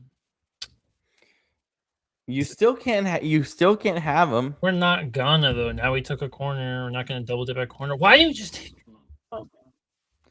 I mean, Now we you can't could get be dumb. Pregnant. You could be dumb and do it. You could still double dip. I mean, it if wouldn't you be want dumb. to. We could just do it. I think it'd be smart, actually. Maybe smart, but Like, and here's my thing, right? Xavier And- Thomas. We love LSU wide receivers, especially Chicago. Okay. And here's my thing: Jermod McCoy is still on the board. You could have gone Pregnon with the last pick, and then just waited. Also, the guy we drafted Or probably trade up. should have been on the board. Like, Yeah. Yep. I love LSU receivers. I love this class this year. That's all I gotta say. So I'm happy with this selection by Chicago. LSU receivers are my favorite thing, or like one of my absolute favorite things to watch every year in draft prep. It's just so insane across the board. Even kick returners, like it's insanity. the best offensive lineman still available is Jennings Dunker out of Iowa, who Yeah, honestly he looks the part. He looks like an Iowa player. Projected I to know, move to that- guard. Maybe we go Yeah. him. But also that mullet is amazing. He's quite amazing. It's a very, and obviously I mean this in a straight way and a funny way. It's a very sexy mullet. It's nice. Oh my god. Running back. It's Black Kalen Black. to the 49ers. They love that. We weren't running expected back. that. I wasn't expecting that though.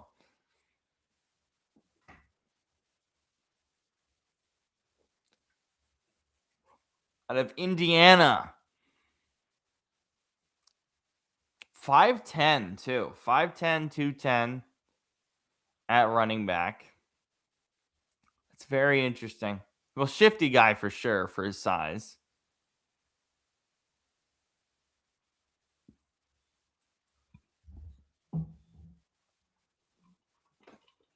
Waiting on Seattle for me here as well.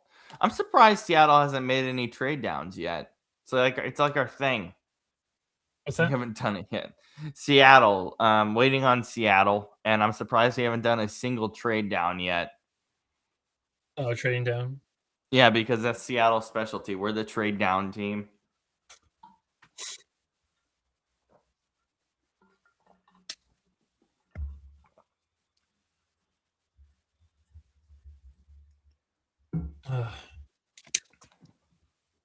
Get that water, baby.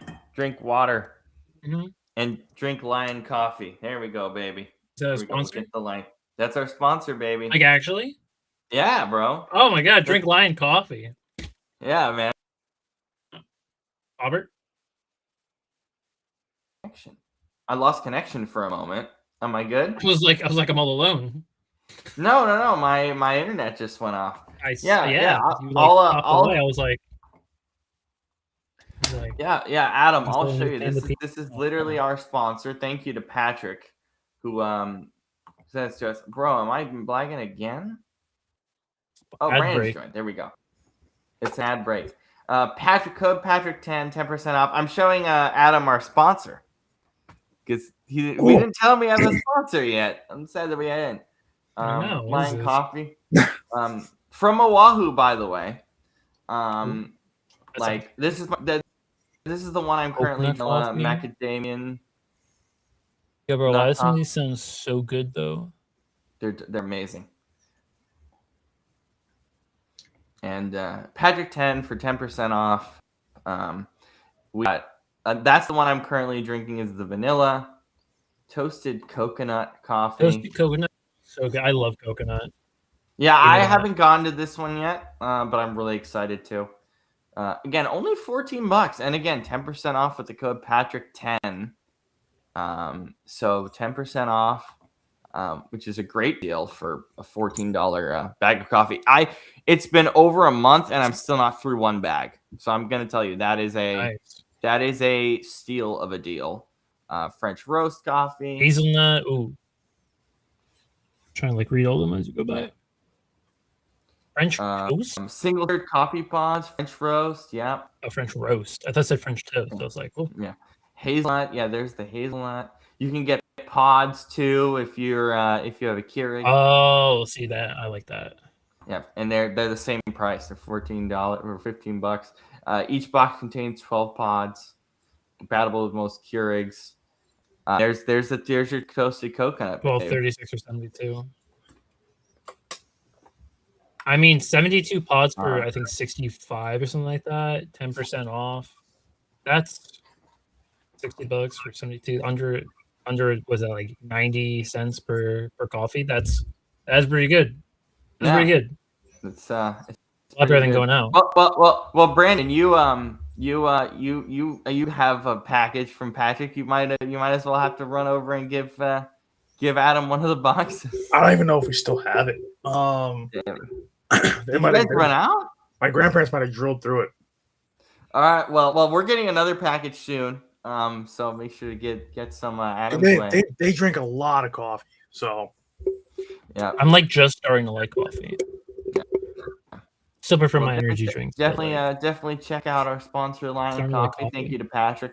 Patrick has been keeping me up to date with all the other stuff that they've been doing lately that I can't speak on, but I've gotten a lot of behind the scenes. How the hell do you pronounce that? Where Matt Millen's from? How do you pronounce that?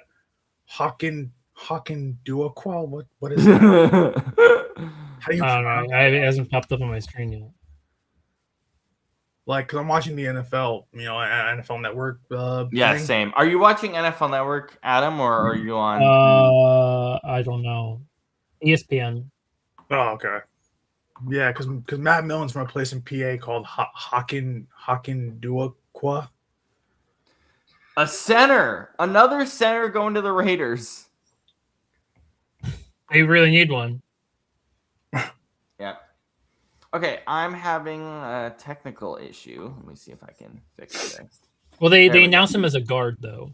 They announced him as a guard. They announced him as a guard, which makes more sense. Yeah, because it says positional flex. So 6'6", 312 at guard, bro. That's massive at guard. Yeah. All right, guys. I'm gonna be right back. I'm gonna just quickly adjust my internet settings. So you guys hold the fort for 2 seconds. Okay, and I'll be right back. Good. Yeah, they said positional flex. So, and they're showing us highlights. He is pretty. He's huge. Yeah, he's pretty big. Reminds me of guards. Guards are sometimes a bit small. Like they don't have that tackle size. They're typically like 6'4". Yeah, 6'5" is like the max you really see. 6'6" plus at guard. Wow. Yeah. Wow. Jermon McCoy still being out here. Bell still being out here. Bro, I can't believe we didn't take Jermon McCoy. We took a different corner. I'm so mad. Now we lost out on Pregnon. Yeah, well, listen, you could still take McCoy if he doesn't get taken here the next few picks. I just think just taking cornerback twice in a row doesn't make it doesn't, but you want guys to compete at the position too. I mean, I would be okay with us taking him, but I just don't think they would. Yeah, not now. Yeah. All right, am I good, guys? Can you hear me okay? Yeah. There we go. We're resetted. Yeah, who is the Brandon Light we had on earlier? Oh, Tanner? Yeah, so Tanner is Tanner's my baseball guy here locally. And we're working on some behind the scenes stuff with Tanner that I cannot share at the moment. So I figured, hey, we'll bring him on and talk some baseball and talk some football for a few hours, and we're very happy to have him join us for a little bit. But yeah, he's basically Brandon Light at this point. So yeah. Any surprise with the Cowboys pick? Another edge.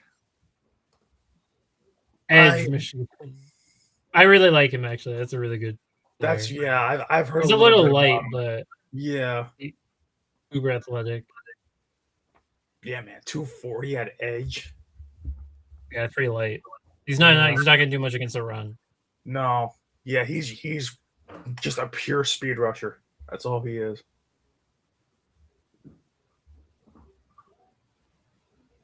Yeah, he's almost like outside linebacker ish. Yeah, I mean they do. Maybe this is their Micah Parsons, right? Yeah, I Just that's to what, be yeah. anything, even Micah Parsons. Yeah.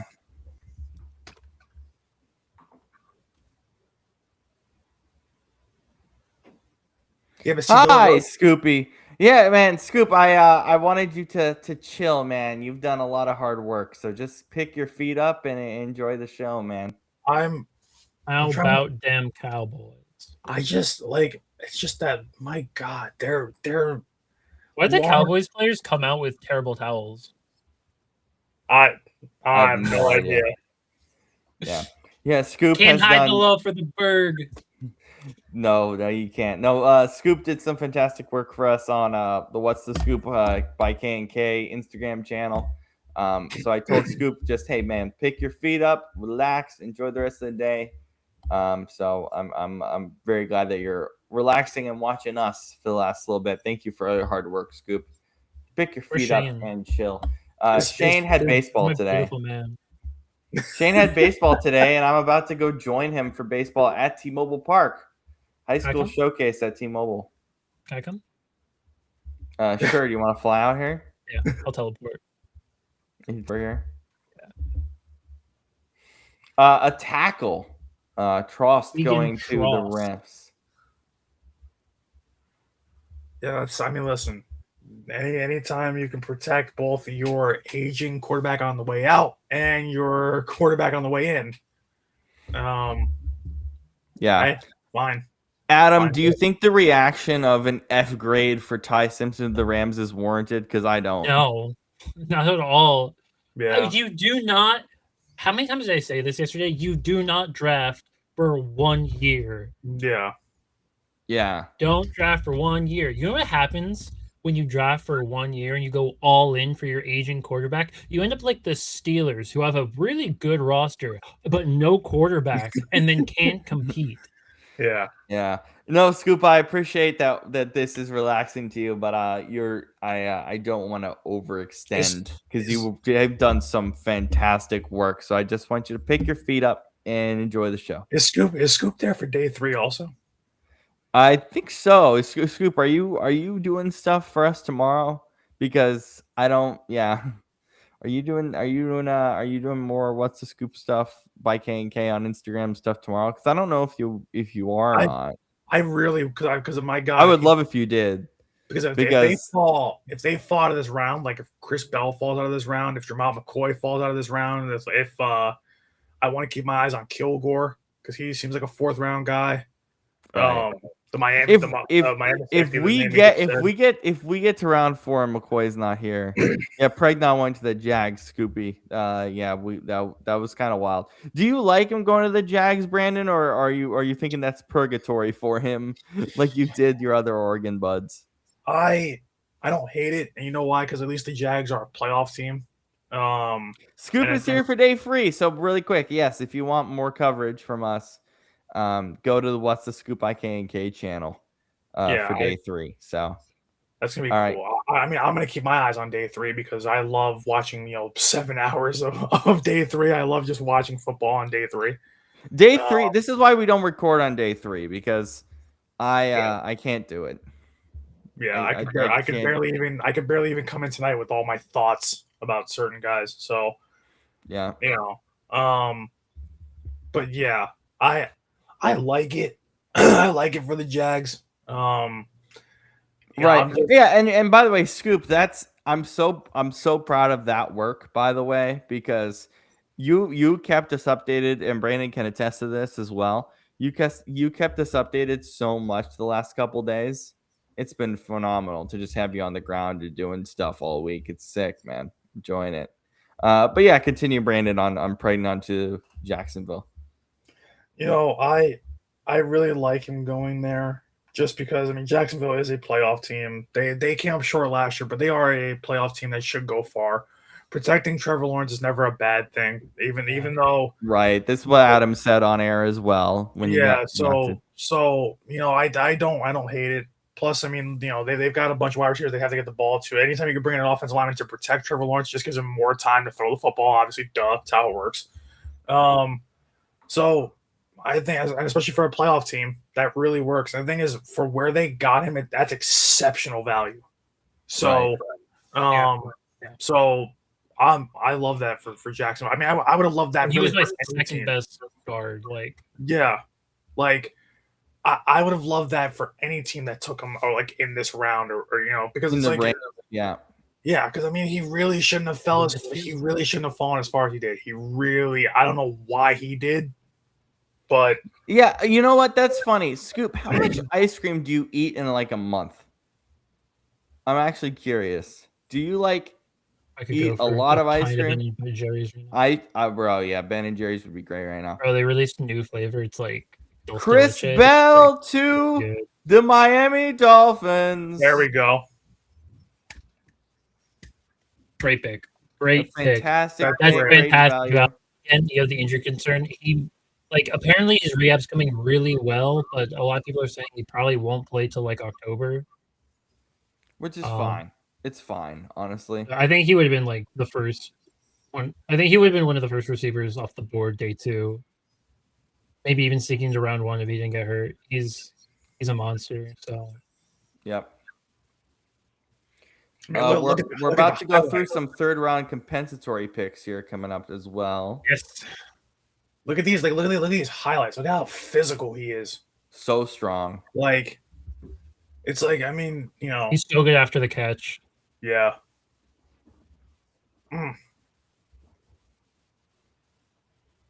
He had a good draft outside of Kane Proctor. Yeah, Caden Proctor was such a reach where they got him. Once Apparently or twice he a week. really liked Caden Proctor, so I'll trust. Like it was coming up before the draft. Apparently, teams were really high on Caden Proctor. I don't see it, but I I see development, and it's just about if it develops. Yeah. I say that, but we also took a development tackle, and I'm like, well, I'm happy with it, but we didn't take that 12. We didn't take that 12. That's a little different. Yeah. But like, I didn't see Proctor going like, none of us saw him going that high. Like, that was high for him. So Scoop. Okay, at the moment I'm assuming Gerald McCoy like stepped on a puppy or something. I mean, that's funny, man. Yeah, but see, corner, especially for corners and wide receivers, once you have any kind of leg or foot issues, it's going to drop your draft stock a lot. Yeah, a lot. But it shouldn't be this much. Like Deion Branch doing for the Patriots.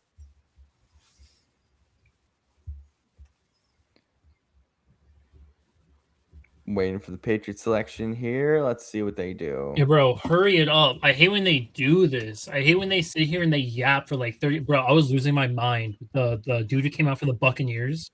Took forever. He just talked for like 5 minutes. I'm like, another tight end. Why? This class isn't very good. Notre Dame is tight end U. It is tight end U. That is for sure. After the 32nd pick, we're gonna have a few compensatory picks here to begin or to end the third round.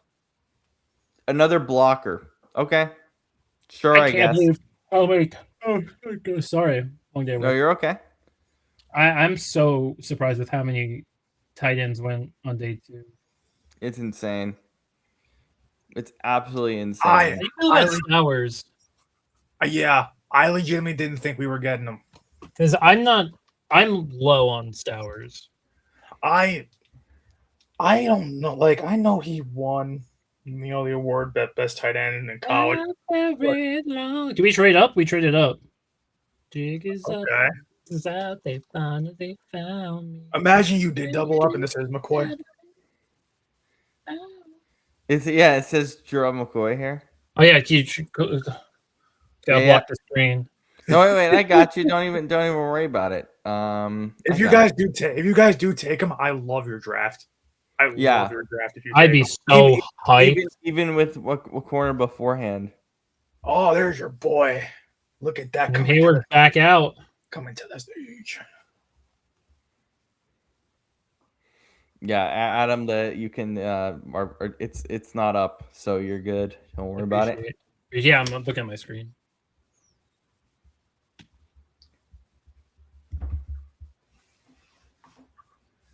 Come on, now's the pick. Now's the pick, Cam. Let's go.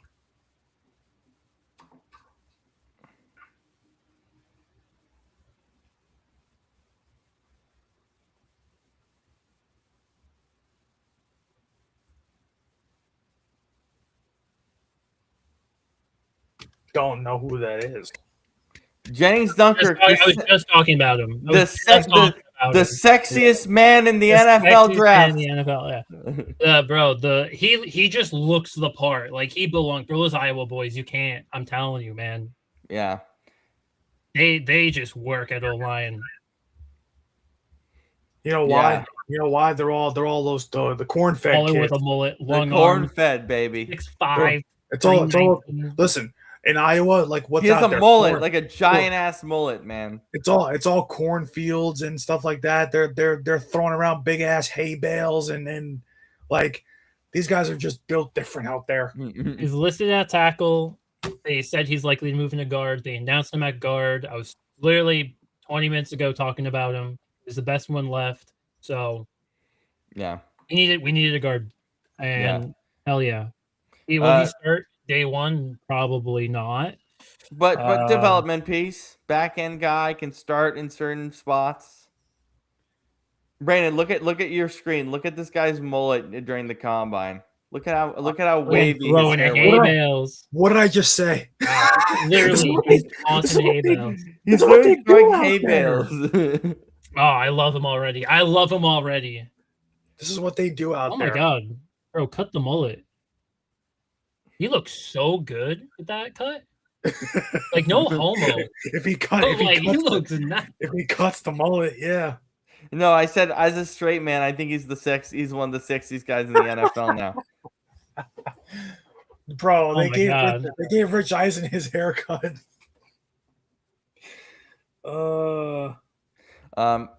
Scoop said the work that I did was easy. The hard part is trying to cut a piece of chicken parm with plastic silverware. Damn, dude. Oh yeah, that's With the a white worst. cloth. Oh my god, bro.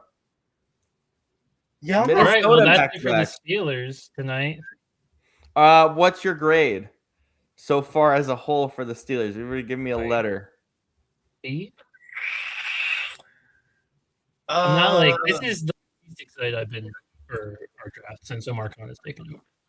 Yeah, I would say B Bless you. also. It's Excuse not. me. I don't think I'm it's trying to pause, but mute myself. Yes, Brandon. Yeah. Go. If we took Jermod McCoy instead, I'd I be like A. It's an A. Like we got a top 10 Yeah, player like at if you would have taken McCoy, 83, whatever it yeah, is. if you would have taken McCoy, I would have had it like an A minus. Yeah. But yeah, with what you're getting though, like shoring up your O line. The problem is you're shoring up an O line for one quarterback.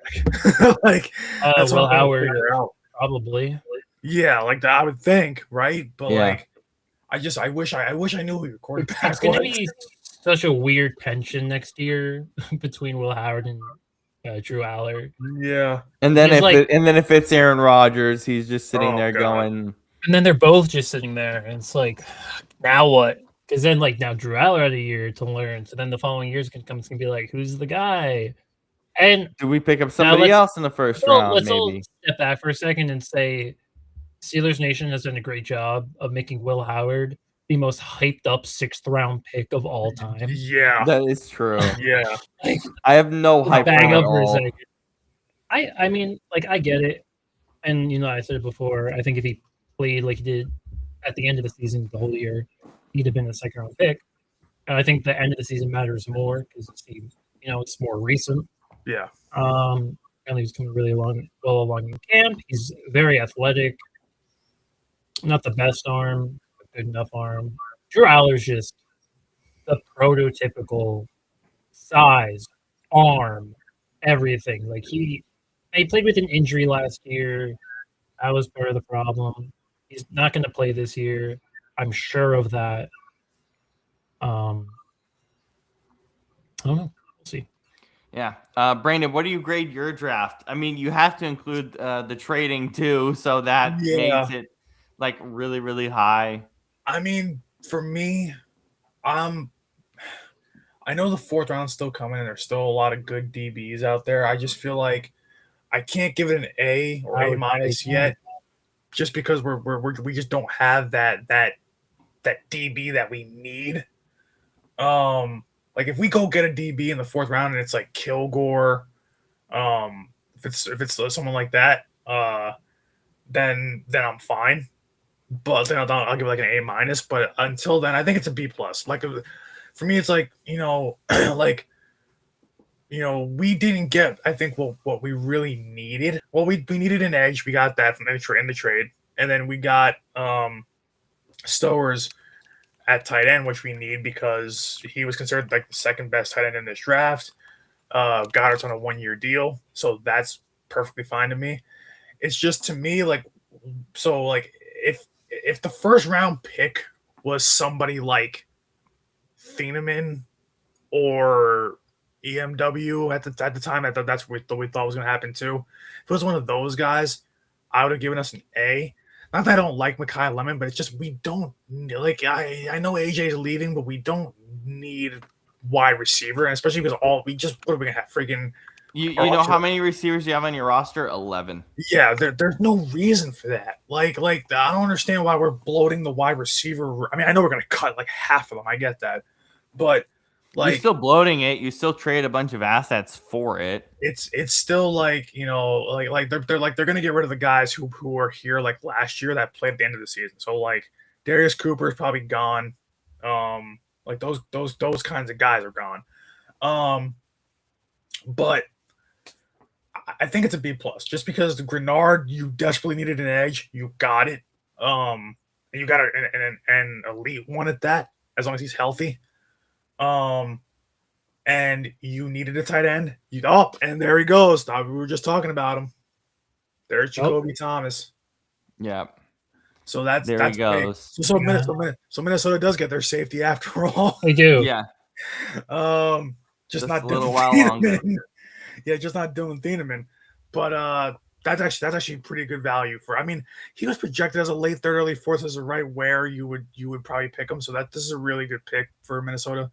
But yeah, as far as we go, Lemon is what kind of drags it down from being like an A minus or an A to me to bringing it down to like a B plus, just because Lemon's a want, not a need. And I don't like the fact that all the receivers in our room are basically like pretty much like Wicks is like 6 foot flat, but all the other guys are 5'11" or smaller. They're 5'10", 5'11". I'm like, I know that's not a big deal, but yeah, like I feel like you need a big body receiver in there. You need that differentiation there. Yeah, and Scoop's pretty much in lockstep with you here, I would say. Yeah, like don't get me wrong. I love like the whole idea of we now have 2 Devontae Smiths. We got the original and now the second one. But whoa, Julian Neal out of Arkansas. I mean, it shouldn't be him, but I'll take it, I guess. Nobody. We're done, guys. I mean, I'm sorry, but we're done with McCoy. He ain't going. He's not going today. Yeah, I'm really interested. Like he's we're just on basically just like how everybody was on talent wise. Like Jamal McCoy is very talented. I don't think Shedeur was coming out of college, but it's Shedeur. But this is the talent version. Yeah, this is like the Shedeur watch last year. We're just waiting. Yeah, we're just waiting. For the Seahawks, I'll say B plus. I'm not happy taking a running back again. I'm so tired of taking running backs at the end of rounds after winning Super Bowls or it's so stupid to me. We can develop any running back, and I understand that we're going to develop, our guys this year, but it's not necessary. I just don't understand it. And Scoop also asked you a question, Adam. Is Will Howard a trade asset? Yeah, I saw that. No. You don't have a quarterback. He is our quarterback right now. No.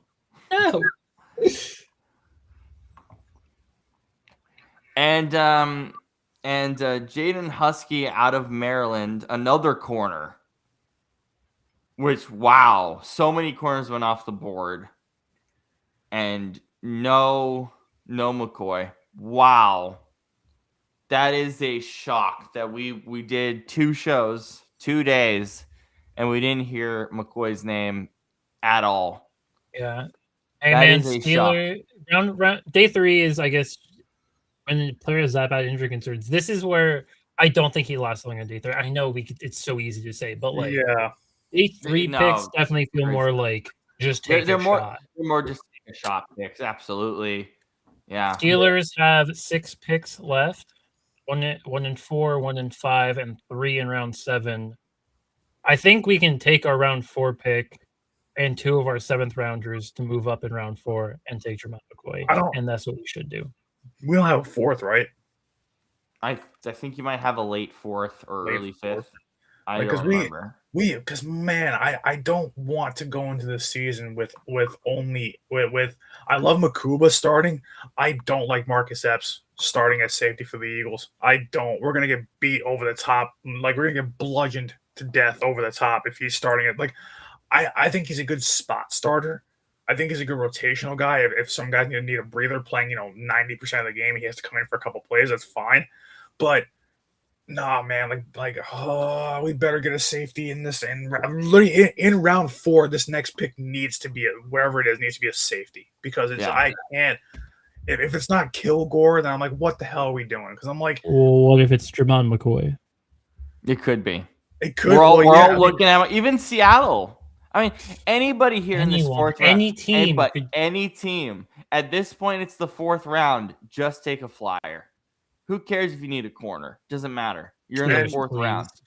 And it's like listen, like Rick Woolen's only here for a year. I wouldn't hate it either. He's only here for a year, so I wouldn't hate that. Listen, Bro, the Eagles traded up in the 3rd round, or the 3rd round. And I'm sitting there, I'm just like, it's Jermon McCoy. The rich get richer. I hate it here. And then it wasn't. Yeah, see, that's what I thought. Yeah, Scoop. And he just kept falling. I can't believe it's day 3 and Jermon McCoy is still sitting up there. But I guess the injury concerns are real. I like Scoop basically turning this into a joke because he just can't believe it, and neither can we, of just what is going on here. Because it's crazy. It happens every year, but this is wild. Any other big day 2 reactions that we need to cover that we haven't already on the show? That aren't Jermon McCoy. Drew Aller's a Steeler. Carson Beck's a Cardinal. QB's Carson Beck as a so you're telling me that you're okay. Wait, I'm gonna pull this up really quick before we go, because I just want to visually show people how stupid this is. Also, Adam, I want to ask: are you happy with what the Jets did as a whole? Oh yeah, 2 days. Oh yeah. Oh my god, I think they killed it. Because I really do. They're just taking positions. Oh, I hate it. I think they're just taking positions that they don't need. But could McCoy play safety?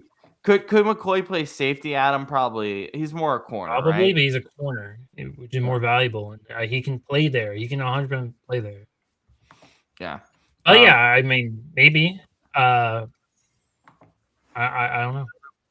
I just wanna throw this out there, guys. That I'm just gonna really quickly just throw this out there with the Cardinals before we go.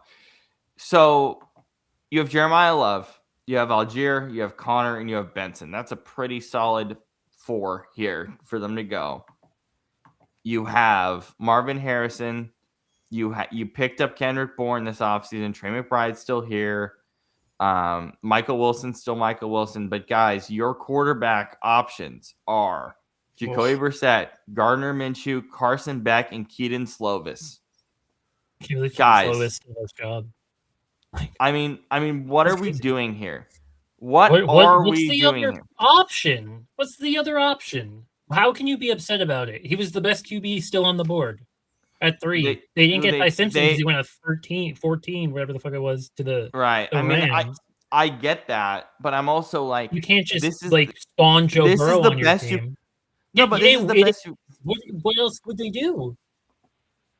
They honestly, hot take, at this point, I kind of wish they went out and got Daniel Doñez and paid him because this is stupid.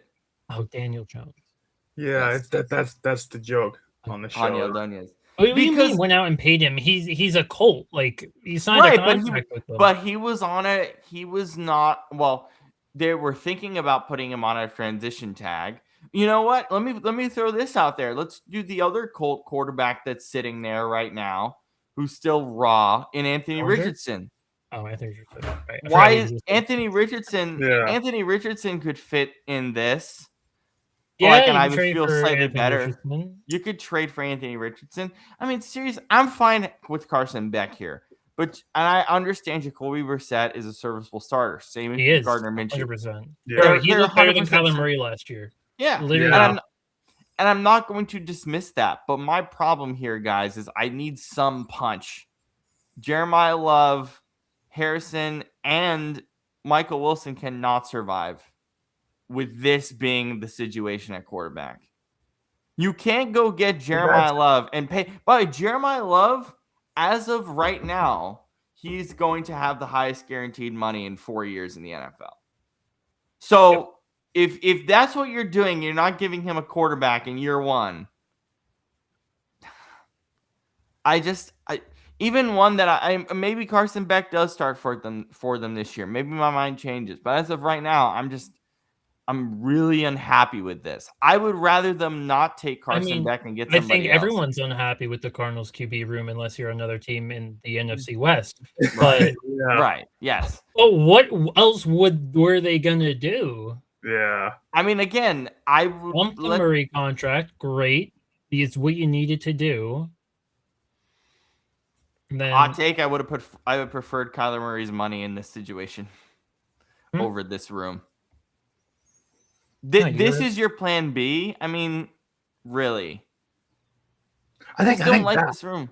I think that's the thing is that I don't think it's so much what they have now in drafting Carson Beck. I think it's the fact that they had 2 or 3 years to plan for Kyler Murray leaving, and they never did it. And they did nothing because they knew they were heading towards it. Yeah, I think they gave Murray a ginormous contract. I think they just kept trying to be like, no, he's the guy, he's the guy, he's the guy, Yeah. when he wasn't the guy. It wasn't. Yeah. Ty Simpson was not a top 3 quarterback. Scoop. Ty Simpson was not a top 3 pick. No way. That's 13 all is understandable. Yeah, that's why we kept hearing all of the 13 was Cardinals- early. Yeah, It was early, and, but and we kept hearing for a little bit up until yesterday. The Ty Simpson feels very Jordan Love-esque pick, yes, right? 100%. Yeah, yeah. Like, probably not a first-round player. Definitely not a first-round player. But goes, and now what? He's going to sit. He's going to learn from Matthew Stafford. Best guy in the league. And in a you can year or two, possibly learn he's from. He's going to be a good. I will say this with absolute certainty right now. In a year or two, when Matthew Stafford finally hangs it up, Ty Simpson is going to be like an A quarterback, yeah, like a B plus quarterback at least. Like he's going to be. I would like agree. Top, Yeah. top 10, 15, top 15 quarterback. Yeah, for sure. This isn't Stetson Bennett we're talking about. Exactly. Right. Exactly. You have Sean McVay, Matt Stafford. They're like, this solidified Ty Simpson having a long NFL career. Congratulations, Ty Simpson's the real winner here. Yeah. The Rams took him. And again, look, could the Rams have picked somebody else? Sure. But to me, if you want to have a quarterback and you don't want to worry about next year and all of the run on quarterbacks that we might have, Ty Simpson just makes a ton of sense for the Rams as well. Yeah, I agree. It just does. You create a plan so you're not just like panicking when your franchise QB leaves. And again, I think the Rams right now, regardless of adding another player or not, you're the one complaining about QB. I'm just trying to help. Scoop said that's funny. No, but what I'm saying is with the Ty Simpson thing, it's just like we didn't really love the talent pool in this draft class that much. And I would make an argument that the Rams are a Super Bowl contender with or without a first round pick that they can use this year. So Agreed. just use it on Ty and save yourself the hassle for 2027.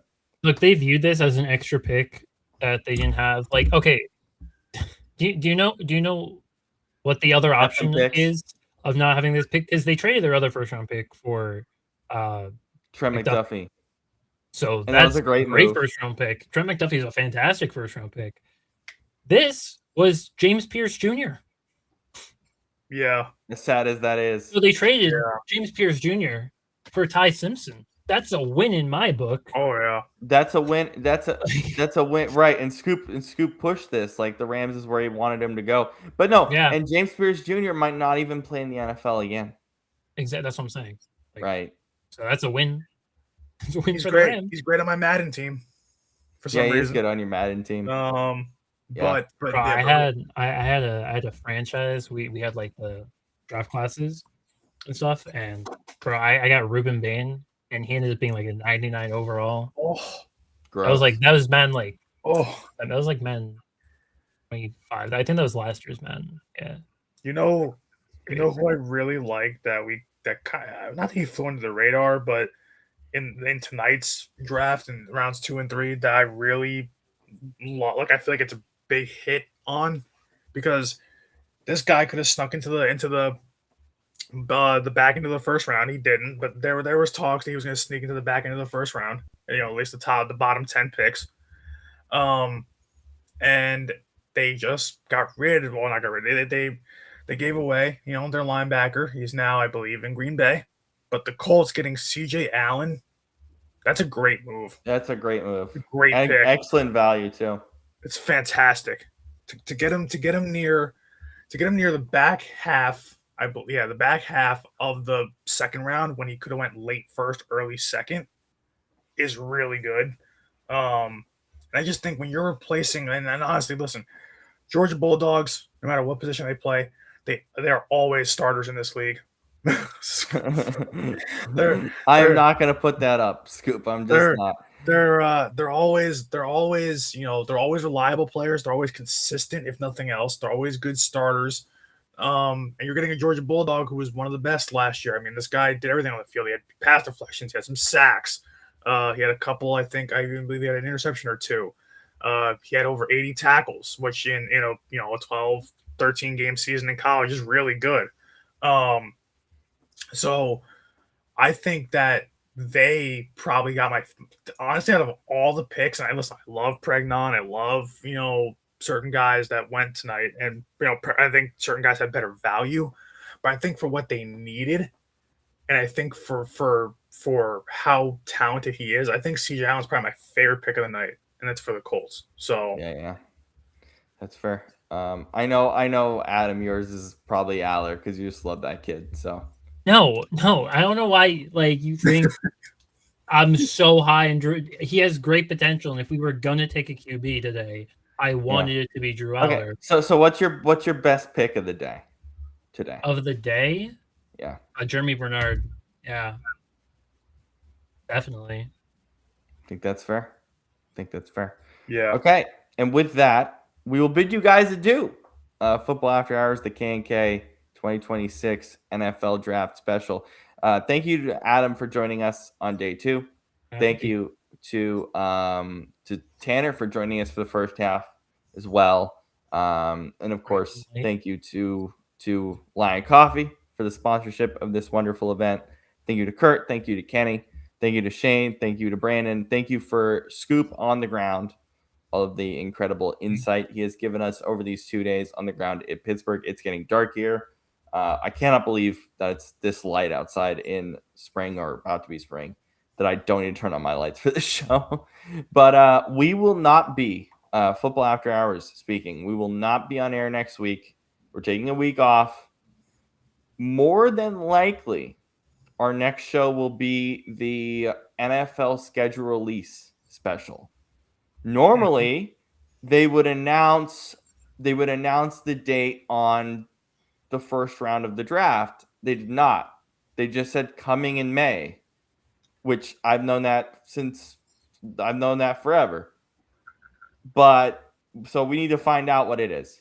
So once we find out, we're gonna plan with Kenny and figure out a time, and plan with Shane and plan with Brandon and plan and figure this stuff out. So But yeah, so we'll probably see you then. That will be the next show. Will be our NFL schedule release. But for the K&K 2026 NFL Draft Special presented by Lion Coffee, we bid you adieu for a week-long break for the Football After Hours crew, and we'll see you back potentially for schedule release. Have a great rest of your weekend, everybody, and thank you for spending 7 hours with us over the course of 2 days. Wow. Which has been incredible. Hopefully, I'll be here for day one next year. Yeah, we'd love to have you, Adam. I'll watch more film. Yeah, please do. That you're our draft expert. That is your role on this group, and we're very glad that you are that for us. And yeah, thanks for joining us on day 2. Thanks for joining us day 1 and day 2. 7 hours of coverage. Thank you. And we bid you adieu. Good night, and have a wonderful weekend. Enjoy day 3, and enjoy on What's the Scoop by K&K. Go follow them over there. They'll be posting Hands their getting stuff. tired. What? Hands getting tired. Wrap it It's up. getting tired. Wrap it up. Good night, everybody. See ya.